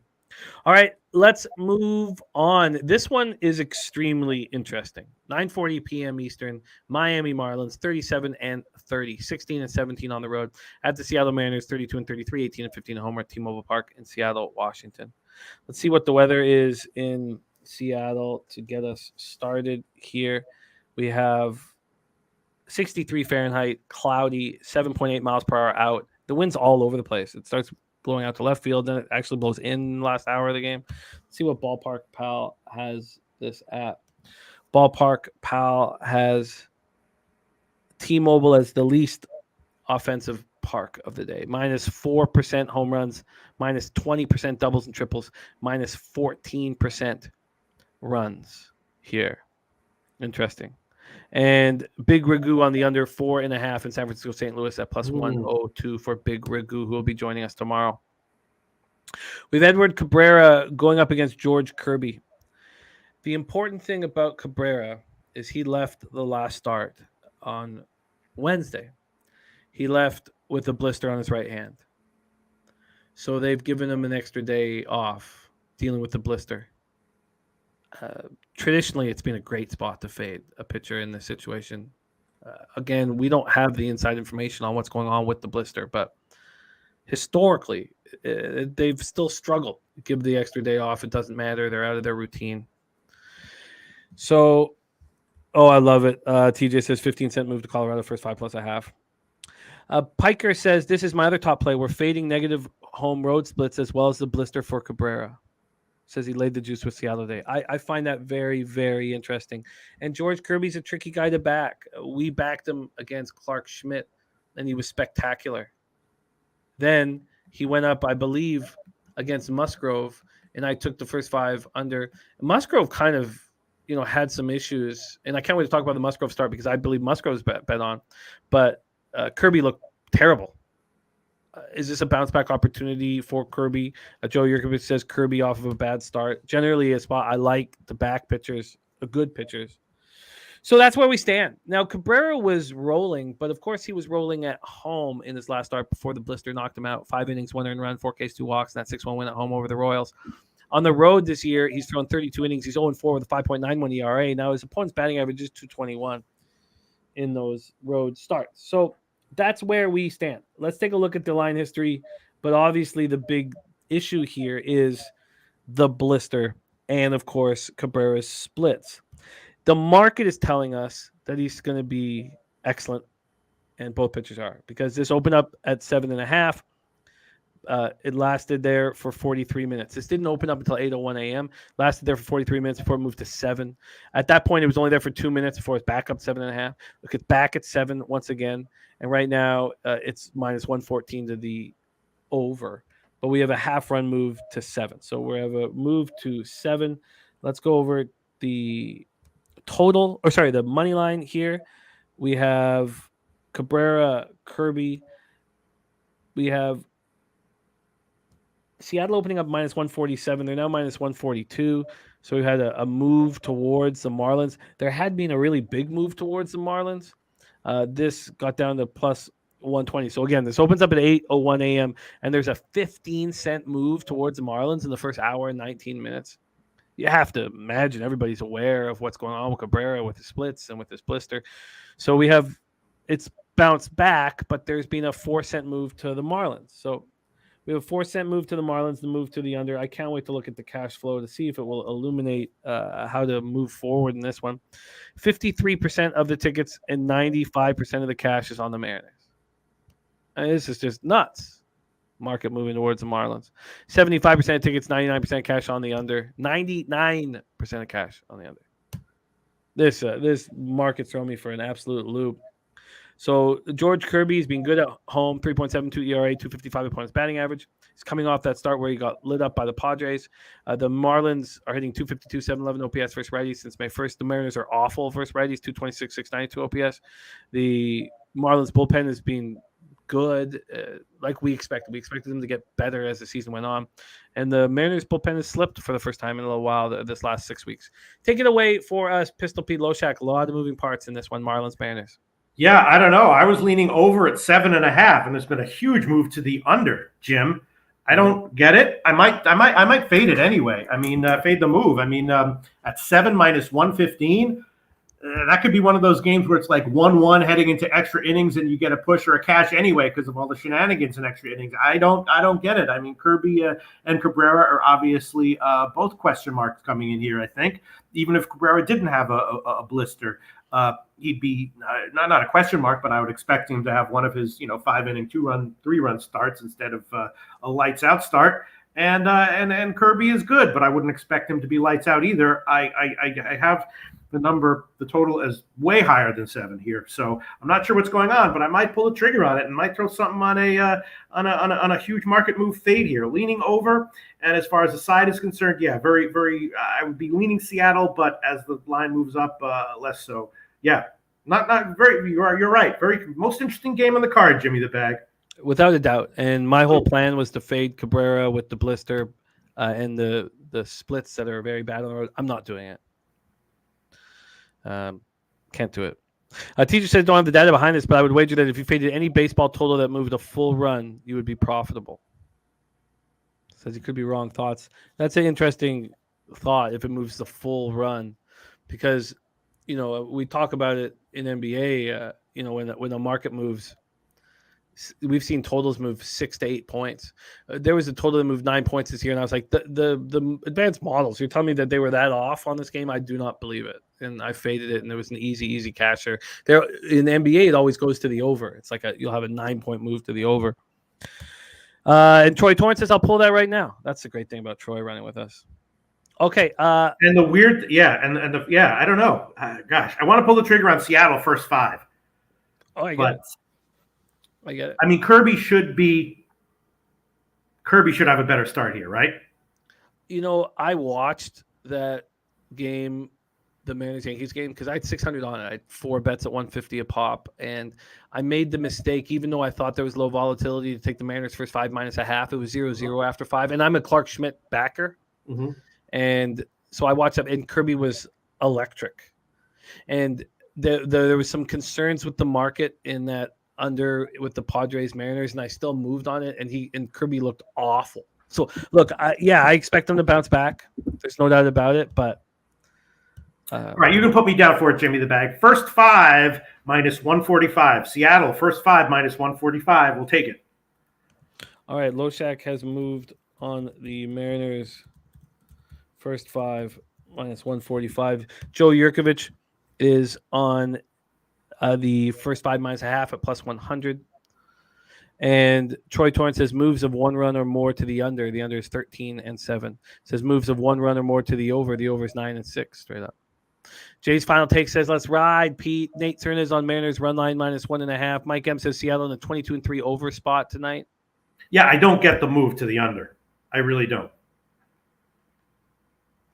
Yeah, this is. I mean, I guess I do. If you expect Kirby to come in and be lights out, then even if Cabrera gets shelled, you can still get a 6-0 game or something like that. Just my numbers don't line up. But okay, I'll take Seattle first 5, and I would definitely be leaning Seattle full game as well. And Give the Cartel says didn't know Marlins had that much cash on them. Yeah, 5% of the cash on the Marlins. This is a runaway. I'm running away from this spot. But I will cheer you on, Pete. Cheer you Thank on. you. Let's move on. 9:40 p.m. Eastern. Philadelphia Phillies at Arizona Diamondbacks. We're at Chase Field in Phoenix, Arizona. Zach Wheeler, the enigma. We talk about it. Here's another pitcher with splits. Do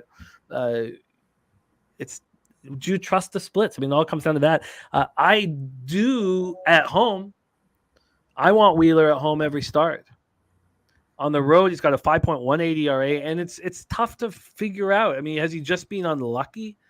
He has 42 strikeouts and 5 walks in 33 innings. He's allowed just 2 home runs in 33 innings, but he's got a 5.18 ERA. That doesn't make sense. Maybe I should dive deeper into what the hell's going on with him here. So let's pull up the. Oh, first off. I imagine the roof is closed, but let's just see if we can get that a fact instead of just a guess here. Roof information today is Tuesday, June 13th, and it's closed. It's closed Wednesday, and it's closed Thursday. It was open last night. So we have closed Tuesday, Wednesday, Thursday. Now, we've seen this change.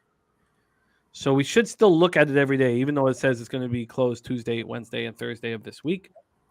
Let's go over to the line history then and see what we are dealing with in this one.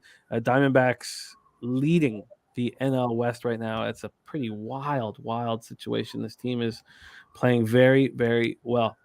Take a look at the money line here. We have Philadelphia and Zach Wheeler opening up at minus 140. They're now minus 126. So 14 cents of movement towards the Diamondbacks. 14 cents of movement towards the Diamondbacks. Let's take a look at the total in this one. We have it opening up at 9 here. It lasted at 9 for 6 minutes. So opened up yesterday at 5:19 p.m. and went down to 8.5. It stayed at 8.5 until 8:07 this morning when it got back to 9. And now the under 9 slightly juiced. So we've had a 4-cent move to the over, even though we saw it drop to 8.5. So we have a move to the over and a slight move to the over and a move to Arizona. Let's see if that aligns with where the cash is. 60% of tickets, 66% of cash on Arizona and Zach Davies. I mean, it's just wild to me. I don't know how anybody can trust Zach Davies. Again, the eye test kind of gets in the way a bit.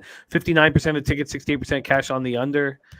This one is tricky. Davies, 4.68 ERA, 1.44 WHIP. He's coming off a nice performance in a 6-2 win at the Nationals. He's only thrown 25 innings this year, so you expect him to get better as the season goes on.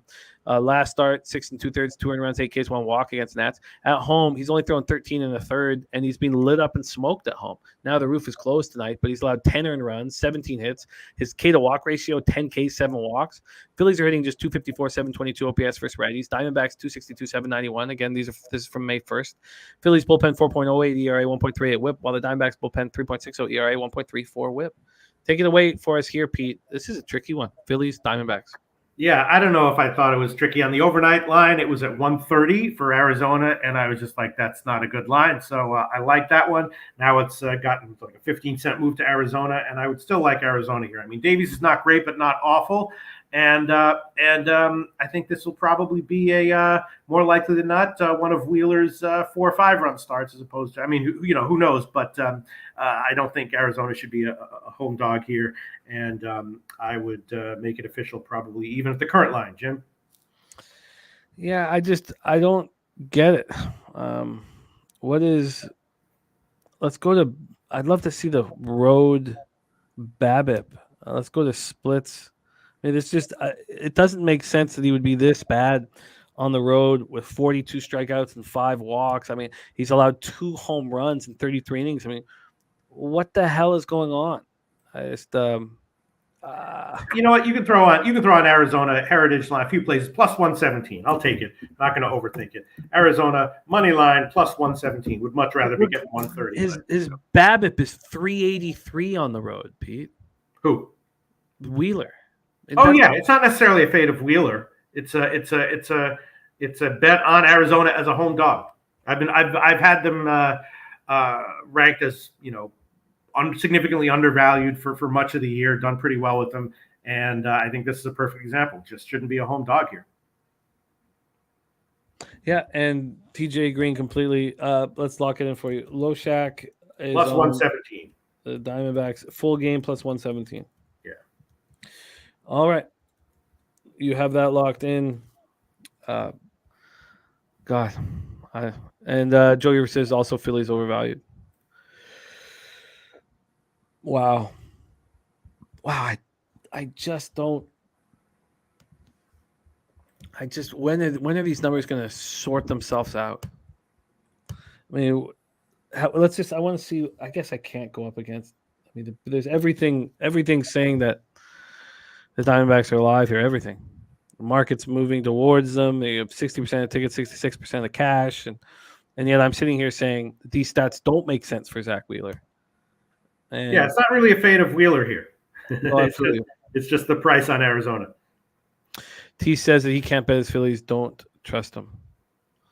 All right, let's move on. We move on to 9:40 p.m. Eastern. Tampa Bay Rays 48-21, 17-14 on the road at the Oakland A's, 18-57-24 at home at Oakland Coliseum in Oakland, California. It's a bullpen day for the Tampa Bay Rays.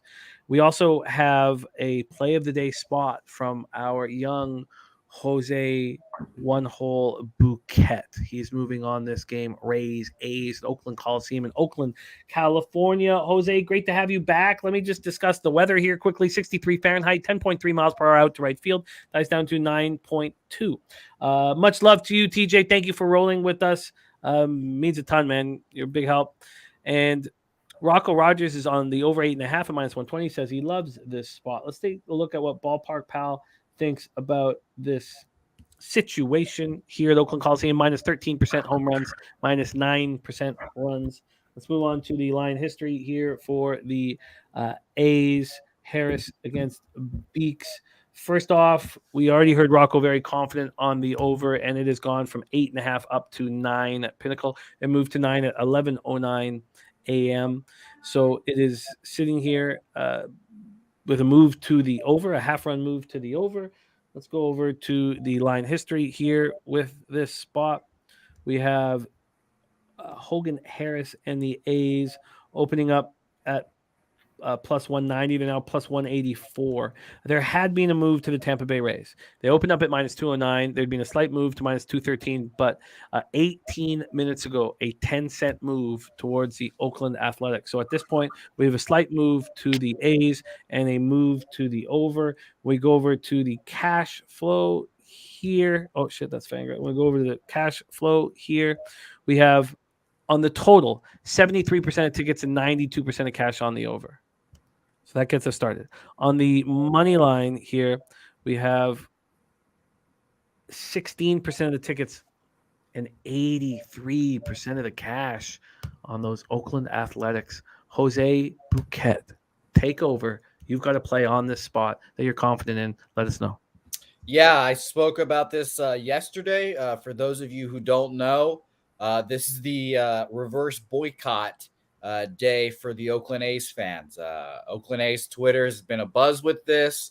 It's been tweeted about a couple times by reporters and stuff now because of the buzz it's been getting.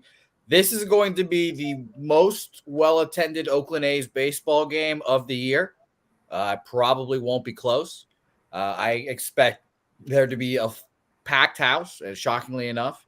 I think it'll be a weird atmosphere for the A's because it'll be like, whoa, we're getting cheered upon and all that stuff. And I think they'll draw some energy from it.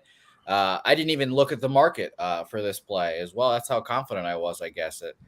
And Billy Friedrich, they hopefully will be Oriole in the upper deck. I hope they will be because that's how wild and crazy this could be.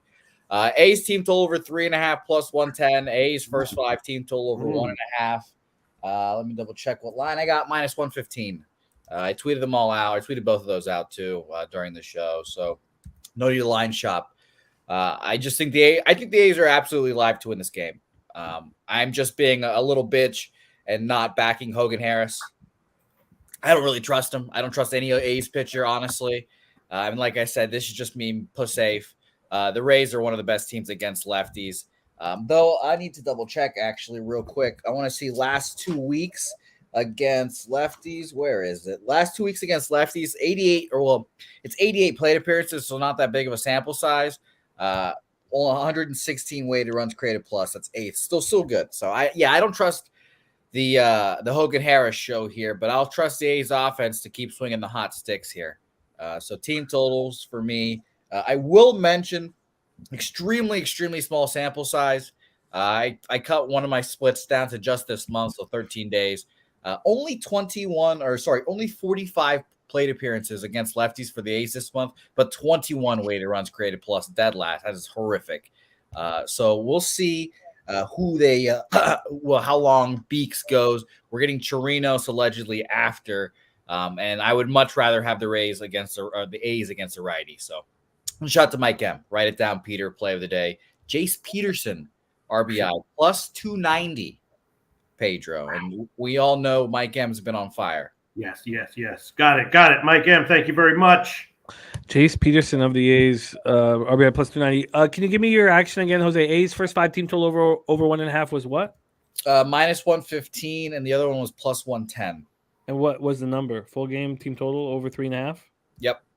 A plus 110. Very interesting breakdown, man. Yeah, I almost took team total over 3 minus 130 because, again, being safe, I have a checkered history betting these A's. I didn't want to bet them yesterday, even though I was like, well, the Rays are coming from their park, traveling across the fucking country. I kind of expected them to be a little flat. But yeah, I just believe in the A's here. I really think that the crowd and the atmosphere can get the sticks going, and it's extremely helpful that they are playing their best baseball. It'll get more people there. I think this is going to be a good show for the Oakland A's and Oakland in general. Who knows? Maybe they keep this fucking team with Vegas dragging their feet. Very interesting breakdown. Jalen Beeks is not being good. Joe Yergowitz says Oakland first inning money line. Beeks 6.12 ERA, 1.42 WHIP. I don't expect him to go more than 2 innings. 17 walks and 32 1/3. His last appearance was Saturday, June 10th. 2 innings, 3 hits, 2 runs, 2 of which were earned, 1 homer and 2 Ks, and an 8-4 loss at home to the Rangers.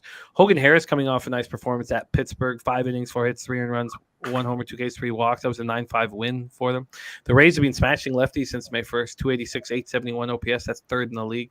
A's just 221, 643 OPS, and both bullpens have been bad. I know we talk about the 20 runs that were put on the Rays against the Jays, but now we're talking about 6 weeks of sample size, and it shouldn't be that bad. Wine Time says, good for the city of Oakland to build them a new fucking stadium. Says Vegas going to cause more problems for athletes. And then Markel says, ride the fucking wave. A's first 5 in full game. Why not? Billy Friedrich says, everybody on the A's. That is not the case. We have heard Washington Redskins saying, come on, Rays, time to stop this nonsense. DC Cappers on the Rays, -1.5, -135. And Billy Friedrich says, recency bias, give me the Rays first 5, -138. Let's hear what Pistol Pete Loshak has to say about this spot. Pete, take it away. I'm going to stay off. Beeks, obviously sucks, but it is the reverse boycott day for Oakland, so that means they're jinxing themselves. Now, they may reverse jinx themselves in some other way. Maybe they got some Santeria shit going on in the background to reverse jinx the game, to take away the jinx that they're putting on themselves with the reverse boycott game. So this one makes me nervous. I'm going to stay off it. Beeks sucks. I have been on Oakland. I don't know how many times I've been on Oakland in the recent winning streak, but I certainly haven't bet against them. And I was on them 1 or 2 times as well. Free play here right now. I guess I would throw it on Oakland, but I'm going to stay off it. The market definitely makes me feel better about the A's too. Oh, definitely.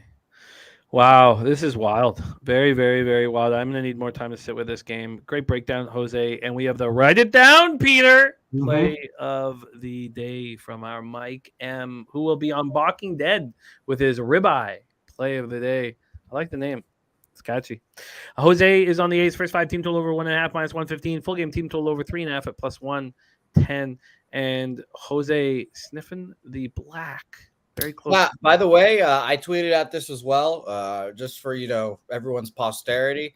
I'm on the Twins as well, taking my good close personal friend Pablo. I took him first 5 full game. So today might indeed be the day that I get into the black for the first time today. So it'll be I literally have not been in the black all season, so it would be very nice. And selfishly, I would like to keep my Red Sox streak up as well. 11-1-1, my last 13 bets on them. So it'd be great. Excellent work. Excellent work. We have 2 games left here, and this is the one I want to talk about. 9:40 p.m. Eastern. Cleveland Guardians 31-34, 15-17 on the road. At San Diego Padres 31-34, 15-18 at home. We're at Petco Park in San Diego, California. We'll start with the weather here in San Diego. We have here we go. 66 Fahrenheit, 10.1 miles per hour in. Dies down at 9, or finishes off at 9 miles per hour in. Let's see what Ballpark Pal thinks about that weather at Petco. -9% homers, -8% doubles and triples, -9% singles, and -13% runs. The only field that has a worse run situation is T-Mobile at -14% runs. Grid and grind is on the Padres' first 5. It's Tanner Bybee going up against Joe Musgrove. Piker leaning to the under here.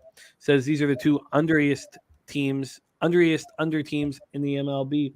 Let's take a look at the line history here for this spot. Here we go. We have the total opened up at 8. It opened up at 7.5 at Pinnacle. But there are books that claim they opened it at 8, juice to the under. This opened up at 8:01 this morning at 7.5, -109 to the over. The under started getting bet heavy. There was a 14-cent move to the under between 8:01 a.m. and 8:43 a.m. And by 8:44 a.m., this had moved to 7. It only lasted there for 2 minutes before it was back at 7.5. Lasted there for 55 minutes before it moved back to 7, which is where it is right now. This 7 got up to over 7 -119, but now -114. So we have a definite move towards the under here. Let's take a look at the money line history here with my guy Musgrove, whom I love backing and want to back, and that home start he had in Mexico City has ballooned his home numbers, which are not legitimate, skewed them. Padres open up minus 149. They're now minus 153, 4 cents of movement. There had been 13 cents of movement at 9:30 a.m. And before that, even more. At 12:52 a.m., little before 1 in the morning, there had been 18 cents of movement. So there's been a lot of buyback here on Bybee and the Tribe. That surprises me. Let's see if the cash flow can bring some clarity to this situation. We have 56% of the tickets and 73% of the cash on the Guardians. From a total standpoint here, we have 62% of the tickets and 94% of cash on the under. So they're telling us that Bybee is going to be great here. And this kid has a lot of potential. 2-1, 3.05 ERA, 1.13 whip, 42 Ks and 44 and a third. He's allowed just 3 home runs in his first 44 and a third innings this year. Coming off that 5-2 win at home versus the Red Sox, he allowed 1 earned run over 5 innings. On the road, he's been fine. 3.86 ERA, opponents hitting 270 off of him. Joe Musgrove coming off a loss at home to Seattle. He battled in that one. He had runners on. He was not very good. The fielding behind him was bad. 5 innings, 4 hits, 1 earned run, 8 Ks, 1 walk, and a 4-1 loss. Guardians, since May 1st, are hitting righties at 249, 676 clip. The Padres are even worse, 215, 662. And both bullpens have been very, very good. Take it away for us here, Pete. Joe Yerker says the line is off. Padres should not be this big of favorites. What do you say? Yeah, I was definitely thinking about under here. A little bit surprised that it hasn't gotten bet a little bit down. First 5 under is 4.5, which is a little bit surprising. 7.5, definitely leaning under, as people I saw in the comment section were discussing. And yeah, I want to take. Well, I'm sorry. You have. Oh, sorry, I'm looking at the wrong thing. Sorry, keep rolling. Yeah, no, and I kind of agree. I want to take. Yeah, no, I don't like San Diego as this big of a favorite. Even though I guess at the current lines, I would be leaning. Has the market moved in any way? No, not really.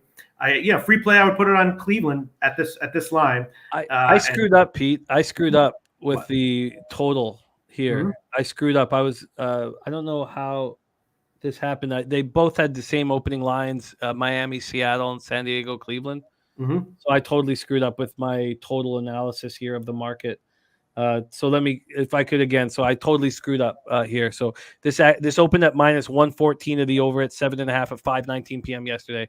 I apologize. I screwed up. So let me fix this. This moved to 8, as you're saying, at 3:33 a.m. So it went from 7.5 to 8, then back to 7.5, and then back up to 8, down to 7.5. So that's where it is right now. So at this point, there has still been a 6-cent move to the under, but I gave the wrong breakdown, and I apologize for that. Yeah, that's okay. I mean, I'm seeing the line is roughly where it is when it opened, and that movement that you're talking about. I mean, who the hell is betting the over? That's someone with some authority, and then the obvious buyback on the under would come back. So that makes me nervous about the under, Jimmy Bag. That line movement makes me very, very nervous. I guess I'm going to pass. I want to take the Padres here, but not at this line, at the current line. Free bet. To be honest, I'd throw it on Cleveland. And tricky one. Yeah, I don't get it. I'm an inch away from pulling the trigger on the first 5 under at 4.5. How could this total be at 4.5 first 5? I mean, it doesn't make sense. 7.5 total. This at 4. I was sure it would be at 4. Cleveland. I mean, Cleveland's definitely been hitting. San Diego, they got some bats. Wow, I'm shocked. I'm shocked at this. I'm completely shocked at this. This is not what I expected. 62% of tickets, 94% of cash on the under, and it keeps popping up to 8. Yeah, Wow. It's weird. There's no way that I can move on this game anymore. Wow. I thought this was thank God I waited to talk to everybody about it. Let's go back to that money line. Let's see this money line once more. I'm shocked. This is just wild. 56% of tickets, 73% cash on the Guardians. I mean, this is just like this San Francisco situation. I mean, you have 56% of tickets and 83% of cash on the Giants. All right, I gotta stay off all of this. But Noli Knows has given us the skull being dead under, Pete. I mean, sure. Eric Jones likes Cleveland and the over. Yurkovich says Padres no more than minus 125. I would, not necessarily specifically agree with that number, but I would agree the line is too high for San Diego. Yeah, Andrew G talking about the rumors that Bieber is going to be traded for some bats. I hope it's not true as well. All right. You know what? I'm sorry. UPK Ayash says Guardians first 5 under all day. Guys, don't overthink it. I smell an underdog day today, guys. I have to stay away from this. Far away. Okay. I'll stay away too. Let's move on to the final spot on the board, and we have a max bet. White Sox, Dodgers, no run first inning from our Lamont Williams. Let's talk about this White Sox Dodgers spot, Dodger Stadium in Los Angeles, California. Chavez Ravine. Start with the weather here in LA. 65 Fahrenheit, 10.7 miles per hour out to right field. Dice down to 8.6 miles per hour. Let's move over to Ballpark Pal and see what they think of Dodger Stadium here. We have plus 6% home runs, minus 2% runs. Let's go over to the line history for this Dodgers White Sox spot. Lance Lynn going up against Tony Gonsolin. We have this total opening up at 9. It's been bouncing back and forth from 8.5 to 9 since it opened yesterday at 5:19 p.m. Bouncing back and forth from 8.5 to 9. Right now, as we speak, it's at 8.5, but it's minus 117 to the over. So it's kind of just a slight move to the under. Let's see what's going on with the money line here for our final game on the board. We have the Dodgers opening up at minus 191. They're now minus 193. That surprises me. Lance Lynn is being so bad. But we heard from Sharpie why Lance Lynn gets touched, and it's these lefties are destroying them. And we look at the Dodgers. What lefties do they have to destroy them? Freddie Freeman, Max Muncy, Peralta, Outman. So you have just 4 lefties, and they're probably going to add more here. DC Cappers on the Dodgers minus 1.5. Piker says I've got this cap north of minus 300. The heck's happening here? I'm surprised. This is not a minus 200 spot. Maybe the cash flow will illuminate something for us here. We have the 92% of tickets on the Dodgers and just 78% of cash. That's wild. Anybody watching Lance Lynn, the Bulldog, out there knows how bad he's looked. You have 52% of tickets and 96% of cash on the over, but it keeps bouncing back and forth. Lance Lynn has been, amazingly with a 5.95 ERA and a 274 points batting average, better on the road than he's been at home. His last start was at the Yankees, and he was awful. And it was my low moment of the whole year. He was awful. 5 earned runs in 5 innings, and the offense got them the 6-5 win. And Severino was terrible. Gonsolin is an excellent pitcher. He's coming off a 9-8 loss at the Reds, where he allowed 3 earned runs in 5 innings, but that was a very offensive situation that he battled through. At home, he's got a 2.16 ERA, 156 opponent's batting average. The White Sox aren't hitting. 227, 667 OPS since May 1st against righties. Dodgers 248, 767.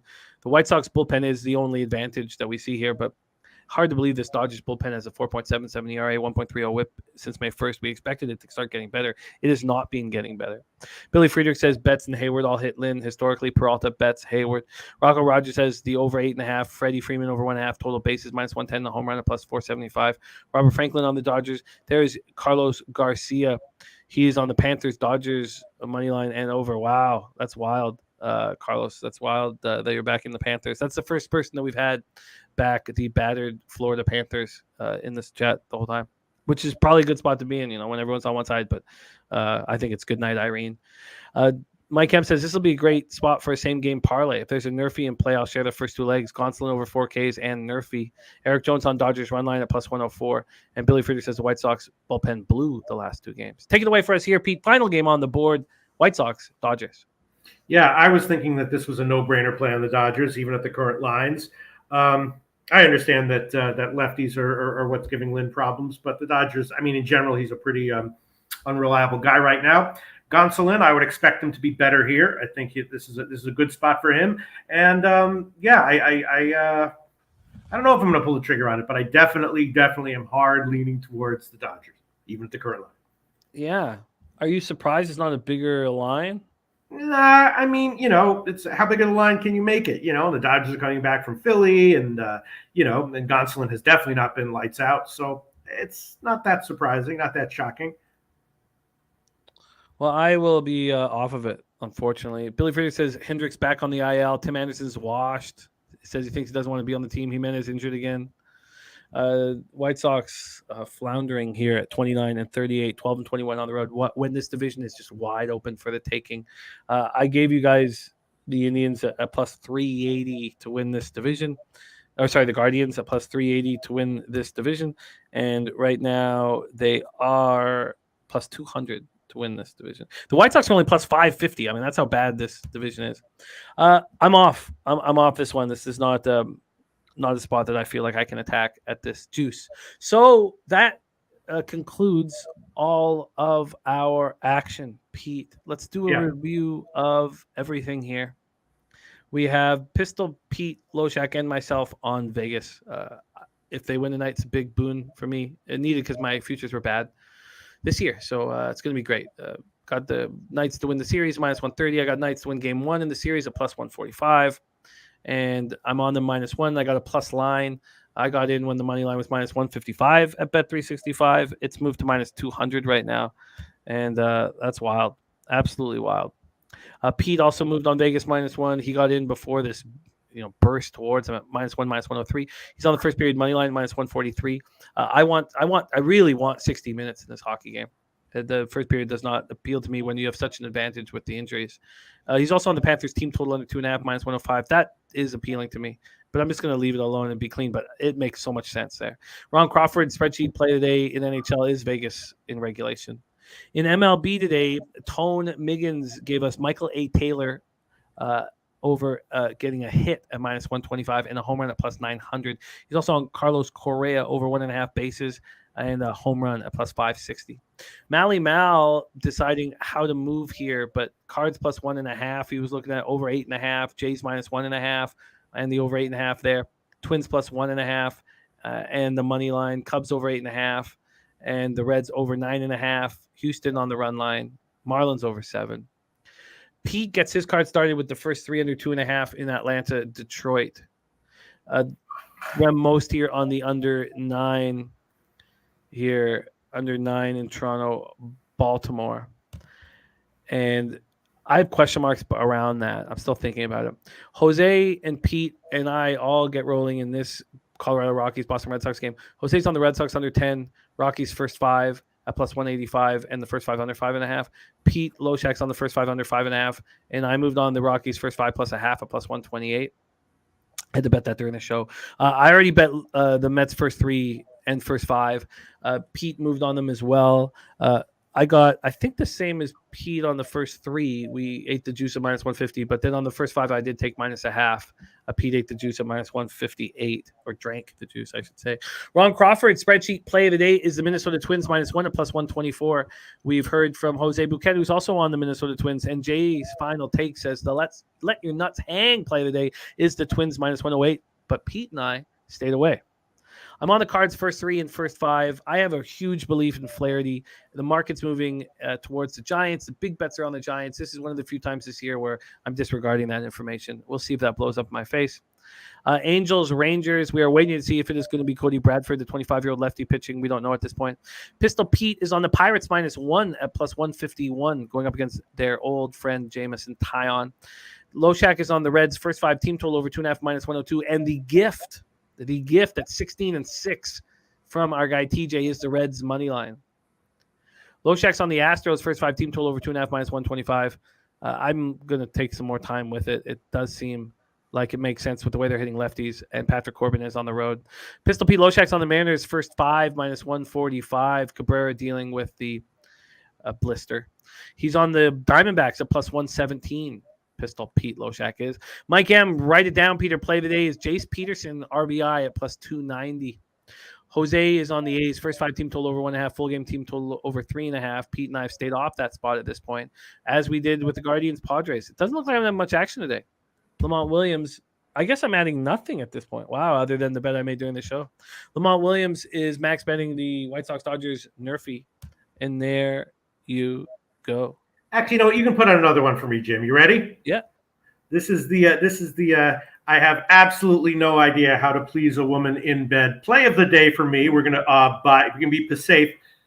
Washington, Houston, first 5 over. We're gonna buy down to 4 minus 151 at Pinnacle. I don't like the spot for Corbin. I don't like the spot for Corbin. If Hunter Brown is lights out, that could easily push or win just with Corbin. We'll take first 5 over 4 minus 151 current line at Pinnacle. Oh, yeah. Uh-oh. Huh?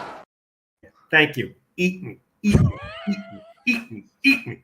Actually, the last time I did that, I got a push out of it. I don't know if you remember, but I was safe. I took I think it was the first 5 total that I bought down to the to a half run, and it wound up mattering. I got a push out of it, but we'll see. You're right. No, the general point that he's trying to make, which is that it's vaguely a stupid thing to do, both mathematically and handicapping wise, is correct, is accurate, but that's okay. We do it anyway. And with these juice plays, you still have an average line of minus 102. Yeah, it happens. It happens. We'll be all right. We'll be okay. Yeah. All righty. There we go. Rem Most says that it's ironic that the don't know how to please a woman in bed play today is juicy. That's pretty good. That was pretty fucking good. Fucking Rem Most. Damn. It was good. Very nice. Yeah, it was wow. Good. Yeah. All right. That is our show for today. Thank you guys so much for rolling with us. Steve G, Rem Most, Real Deal Prime, Big O. Big O's on Toronto first 5 run line minus half plus 108. Billy Friedrich, Piker, Joey Marinaccio. By the way, Piker's son is throwing 4 straight perfect games. We could build a fucking unit of a baseball team with fucking Piker's kid and Parlangel's kid. Yeah, you see Parlangel's kid running. Yeah, by the way, fun fact about me, never hit a home run in my life, so I get jealous every time I see something like that. So, wow, I never look. My voice just broke. I never hit a home run either. It killed me in Little League. We had a perfect fence, and my best buddy on my team hit one when he was 10. Because majors 10 to 12, and I never hit one, and I don't know what it's like to slowly run around the bases. I never felt that immense satisfaction. AOD, Tease, Jay's final take, Mal, our guy, Mal, Jarek White, Torrey, Coker, Robert, Franklin, Sean Pulliam, Carlos Garcia, Equinimus, Eric Jones. Thank you guys so much. DC, Capper, Jake Burns, Alfred, Jay Peasy, Moneyline Mills, Robert Freeney. Thank you guys all. Mike M. Noli knows all of you guys. UPK, Yashala, our guy Robert Cherry, Markel, Joe Yurkovich, Grit and Grind. Thank you guys so much. Fernando Mendoza, Christopher Commentini, RVD 420, Wine Time Sports, Real Deal Prime. Thank you guys all so much for your support. Wash Redskin, Joey Harb. Thank you guys. Sean Pulliam means a ton. TJ, thank you guys. It means an absolute ton. Pistol Pete, the time is now for you to send us into the future. Oh, I have to? Yes, you have to. We love it. Okay. It was a great show. Shout out to all the comment section people. Happy Pride Month to all LGBTQIA+ members of the Pub Sports Radio community. Let's have a day.